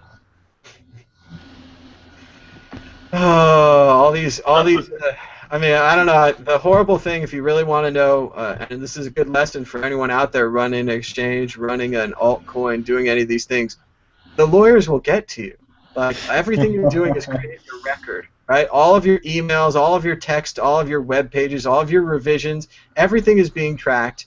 And right now you think that you're on top of the world, you're running some kind of new scam, you're running a new exchange, you're running a new coin, whatever it is. You're the first ones to ever think of this scam. You're not the first ones. Like, all of these scams are classic financial scams that were done in the 20s and the 30s when they were building the stock market. And they're going to run again, and some of them are going to work, some of them aren't going to work. And the real issue is you're creating a mountain of evidence. So all of these things that sound a little fishy right now might actually be proven fishy in later years. So hold on. I don't know. So yeah, keep an eye on that one, I guess. Yeah, it's always extremely risky. I've actually never invested in one of these IPOs, but that one did catch my eye. But generally speaking, any IPO coin is not a good investment. And but, my same advice, which again we're not giving official advice, we're not experts, but my same advice from earlier: if you have a coin that you bought that went up, and you can get your initial investment out, that's what you should do. Get your initial investment out, and remember just how that we don't really have the tools to understand the risks that these new coins are. Chris said that, compare it to casino gambling is unfair to casino gambling because we do know the risks in casino gambling. We know the odds. We know how bad they are. The odds on this are much, much worse, and we don't even know the odds. Yeah, the swings in crypto are unlike anything on the planet. There's nowhere else you can make or lose 300% in a day. True. It's madness. So be very careful. So we've got another comment from Brandon. He says that crypto equity coins like Swarm aren't pump and dump. And of course, the real problem is, as soon as you're saying that you're not a pump and dump, you probably are. So you can't. It's a logical problem. You can't get back out of that. I think what it means is that they're not proposing that you buy those units of value as currency, that you're doing it as an actual investment. Whereas with the crypto, there's this kind of, you're supposed to be buying it as an investment, but that's not what they say. It's kind of like, oh yeah, we'll get merchant adoption and we'll go off and we'll do things that we think we're supposed to look like we're doing. Let's go to the moon. Yeah. It's like with that moon coin, because you say we're going to the moon. Right, so moon coin. That's honest, right? When you honestly make a coin that is like pump and dump coin, that's being honest. I kind of appreciate that. But you had like Lotto coin, and you had these sort of coins that were actually overtly gambling-based coins. Well, that's fine. You're just being straight with people. We don't lie about it. Yeah, that's true. That's true. It's like with the moon coin. It went to the moon, and it felt very hard. Yeah, that was a terrible coin. I think at one point I bought some of that just because it's still. I also thought. So hard to know. We've got another question from Silver Miner who writes, do you think Bitcoin builder coins on Gox will see any returns from the proceedings? And just some background, for a while there was a website called Bitcoin Builder where you could invest in the Mt. Gox coins that were trapped in there. There's this idea that they were going to find the coins and they were going to become solvent again, and the value of the Gox coins would go back up to the value of a Bitcoin, because a Bitcoin was around 400 at the time, and the Gox coins were around 300.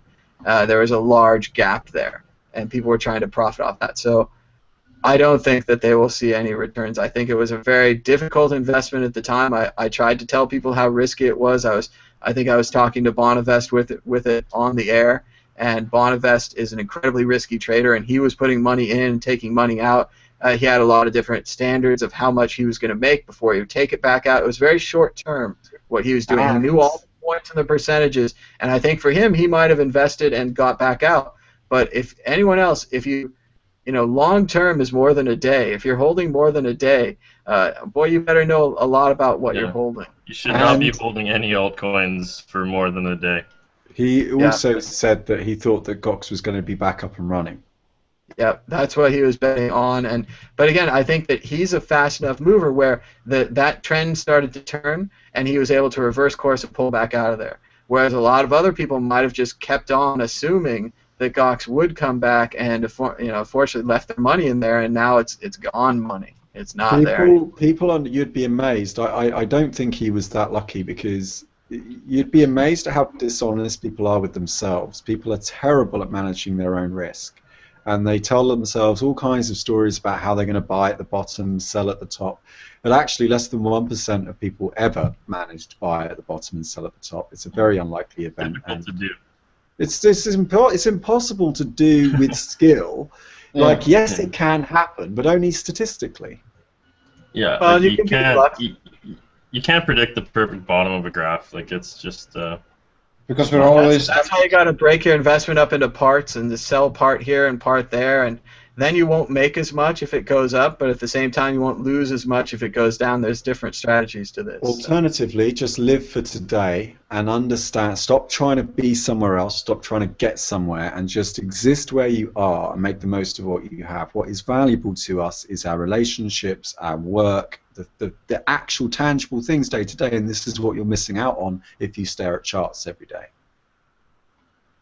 That's true. There's more than money in life. Yes. And it looks like we're getting another altcoin announcement. This is new to me. This one's called Folding Coin, and this has been sent in by Alan here, and it's got a new claim on the second one. He says it's called Folding Coin by Stanford. So maybe this is a school project. Maybe this is some kind of new hype machine that we can use. And Harvard will have a coin, and Cambridge will have a coin, and MIT will have a coin, and we will believe that they have value because we'll believe in these institutions that are teaching these students, or maybe these aren't even students there. But it's impossible to tell. I mean, I have no idea. Chris, what do you think? Folding coin? New nonsense? Well, there was Gridcoin for a while. And there's been a number of these coins that have tried to do protein folding and things like that. But if I don't know enough about it to pass comment. But if it looks too good to be true, it probably is. It looked right there. It was just a fundraiser for Stanford. Like, they would sell these coins to raise money. And just in that first paragraph. Point your hardware at the Folding at Home network developed by Stanford University. So they're not actually saying they're affiliated in any way. When you join Folding at Home network, your username with your Counterparty wallet is chosen to fold. You're folding with a team of people from this organization here. So you're just using Stanford's network, but this has got nothing to do with Stanford University. You're then given credits for the work that you do. Now that's good. That's perfectly legit. what I thought that they were talking about was actually baking it into the protocol, which I have seen proposals for. Obviously, we've got Primecoin. And the problem is it's very, very difficult to prove the work in a timely manner. At the moment, you've got a 100-block distance between submitting the proof of work to the Bitcoin blockchain and you having spendable coins. So if you're a miner and you discover a block, you get 25 Bitcoins plus the fees on the network. But you can't spend those for 100 blocks because they're locked in. So just in case something goes wrong or just in case it's a hard fork, things like that.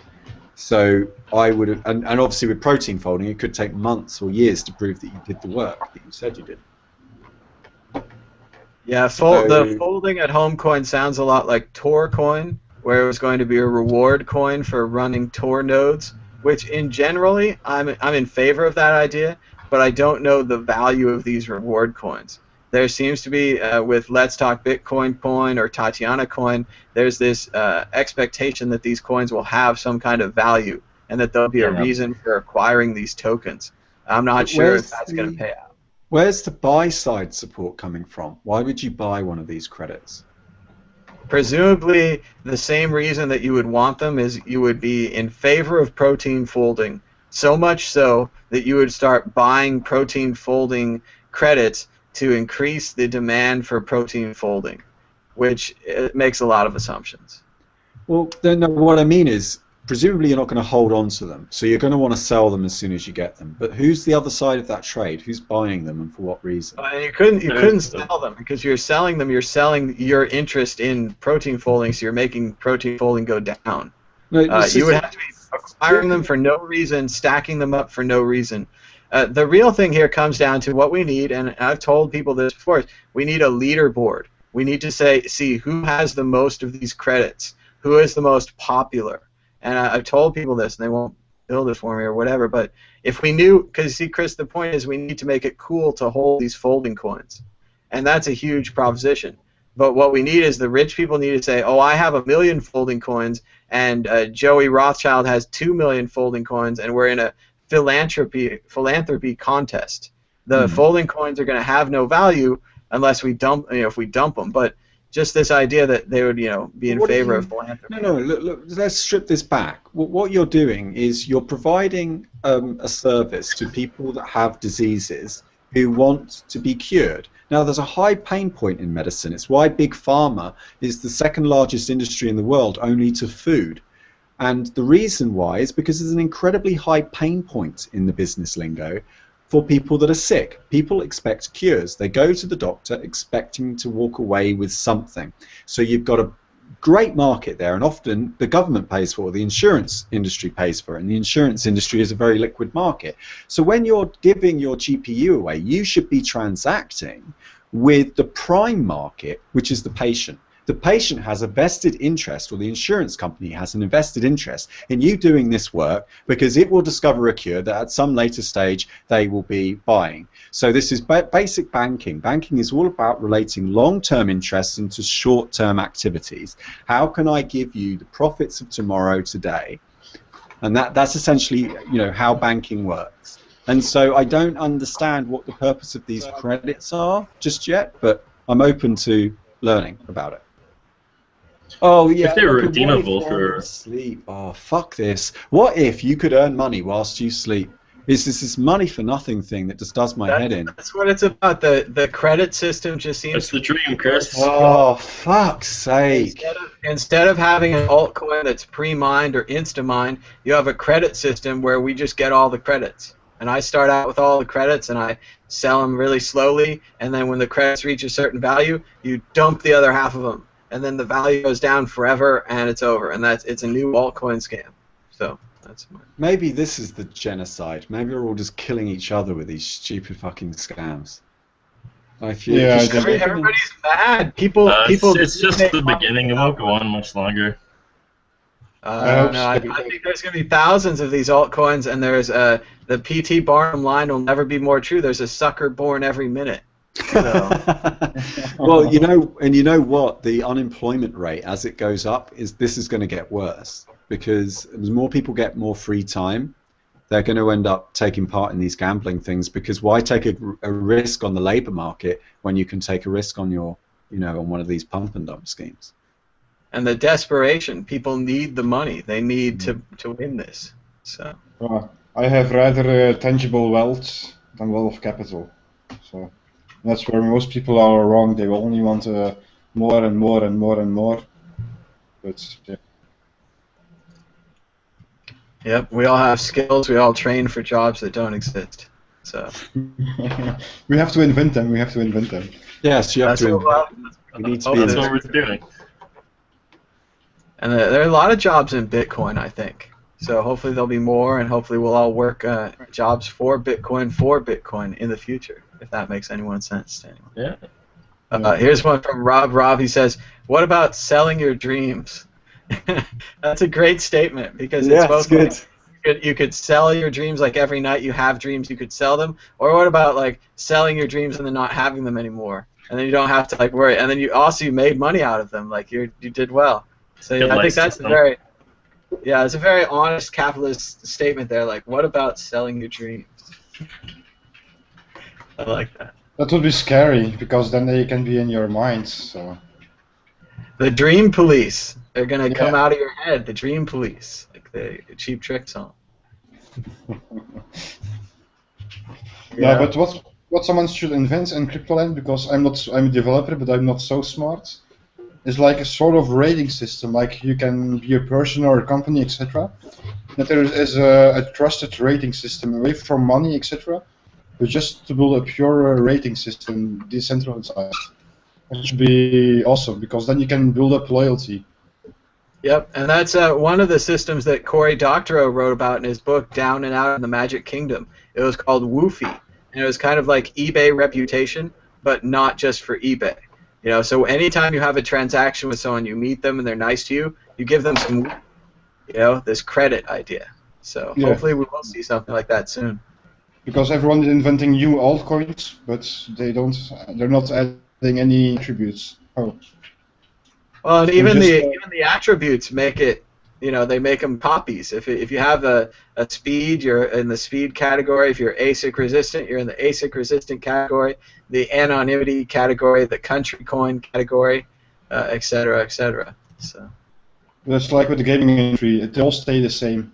There's no more evolution. I say maybe too short-sighted, but. It does seem the games are about the same. They're all the same category of game with better graphics. There don't seem to be any new categories of games in a long time. So when I was a kid, it was exciting to get something like Dune 2, Command and Conquer, the original Warcraft, Dune 2, earlier version of it, where you could have this real-time strategy. That was brand new. And then running around a maze, killing things, third-person shooter, that was brand new as well. But now they've only made new versions of those same type of games. So, got a little dull. Well, actually, I kind of want to tie this into what I think is coming next for crypto. I guess being someone who's played poker for a living for 3 years now, the idea of being like a professional gamer has been floated around. But I think that's the next large area of adoption for people, is just gamers, kids that play on the internet. Like, why can't you play your games and wager some crypto and make money playing any game? Like, I don't see why that can't spread virally. Like, you can take the poker tournament structure and apply it to literally any game. And yes, it's still gambling, but like, you could have people just playing games for money through crypto. And there's already people starting to do that, right? There was a game that announced that they're going to be making Dogecoin, excuse me, as an integral part of their game, like as the currency unit of the game. But what are you that sounds very cool, and I'd like to see that with the one-on-one. It's definitely not It's definitely not a productive job, that's for sure. Like, I know it's not what we should be striving for. You're not digging anything out of the ground. You're not creating anything from nature. You're not really fulfilling people's needs. I mean, Infinite Radio is asking me if I can digress into labor theory of value. I won't. We wouldn't want me to. We'd be here all night. but essentially, Marx understood capital as history. Right? Structure is repetition. All this stuff around me, all this capital, like this silver Pegasus coin here, is history. It exists because things came prior and it managed to repeat itself, and then as humans we were able to understand that repetition and be able to form theories that helped us predict in the future, that helped to de-risk our activities, right? And this is how Marx is going to understand capital. Capitalism was a surrender in the face of our desires and our total acknowledgement that we don't control where our desires come from. We don't know where they come from. I can't point to them. They don't have a color. They don't have a smell. We can't pinpoint them. And as a result, we may as well just give in. We may as well just give in and have this kind of market-driven civilization where we all go around trying to get our needs met, and whether or not we can is down to whether or not we can stump up the cash for the exchange. The problem then really came, I think, when people started accepting promises as actual tangible goods. That's when things really started to Well, derail. that's paper money right there. Yeah. Yeah. Yeah. Well, like Marx was right when it comes to capitalism and the decline of capitalism. Like he predicted exactly what would happen. Things would monopolize, and the wealth gap would increase, and then you'd have revolution. And I think it's about time. Well, the revolution is here, right? That's what Bitcoin is. Well, the thing is, we never really got capitalism, did we? And what we ended up having was two different versions of communism. You had the USSA and the USSR, and the USSA won, but it wasn't really capitalism because it was capitalism for a few. It was like a Nazi-like strategy where it's like, yay, socialism, just for us, not for. I'm sure there was brief moments in American history where they had. You know, whenever the Federal Reserve wasn't in operation, basically. Yeah, there were probably little oases, bit like the internet. Like the internet could be in one of those oases right now. Like we could have had this, memory in 20 years. Yeah, didn't last. Mm-hmm. Since you guys are from the US, have you tested a Surface Pro 3? Sorry to change the subject, but I'm really curious. I'm from Canada, actually, so no, we don't get those fancy gadgets. Oh, okay. I have mine at the end of the month because then I will show you guys my development PC. You guys will look because there's like at the back of the laptop there's like a hole burned in. You can see like the cables of putting a candle too much to the screen, too short to the screen. Yeah, I will show you. It will be funny. Well, I think we're about running out of questions here. Do you guys have anything you want to say to kind of sum up the show? And we're going to end it here. Chris, do you have anything you want to say? Fuck it. Fuck it. Very good. All right. Would you have anything to say? I don't know. Crypto? Josh? Oh, Matt. No, just thanks for having me on. I've enjoyed the discussion. And keep your coins safe. Yeah. Good. Anything to say? Goodbye to the people? Yeah, if you're looking for the best mining software in crypto lands to operate and instruct your mining machines, please visit my website, minomatic.com. It's a multi-mining software, so you can change algorithm by the click of a button. So, and I need your help to get my product off the ground. So if you can retweet, etc. We're putting it out there. Do what you can. And remember, we're not really just going away here because we're going to be back in 3 hours with World Crypto Network Book Club. We're reading the 3rd section of Snow Crash today. It was a lot of Sumerian language and philosophy. So if you're into that, it's about information and ideas and thoughts as viruses, computers as viruses, the brain as a computer that can hold viruses. It's all about that. So we're going to be back here on the World Crypto Net, me and Nick, Pi Rebel, and we'll be taking your questions, comments, everything. Still got time to read Snow Crash between now and then. It's a good book, worth picking up. So check it out. Bjorn's reading How to Create a Mind. Looks good. And we're reading Snow Crash. So until next time.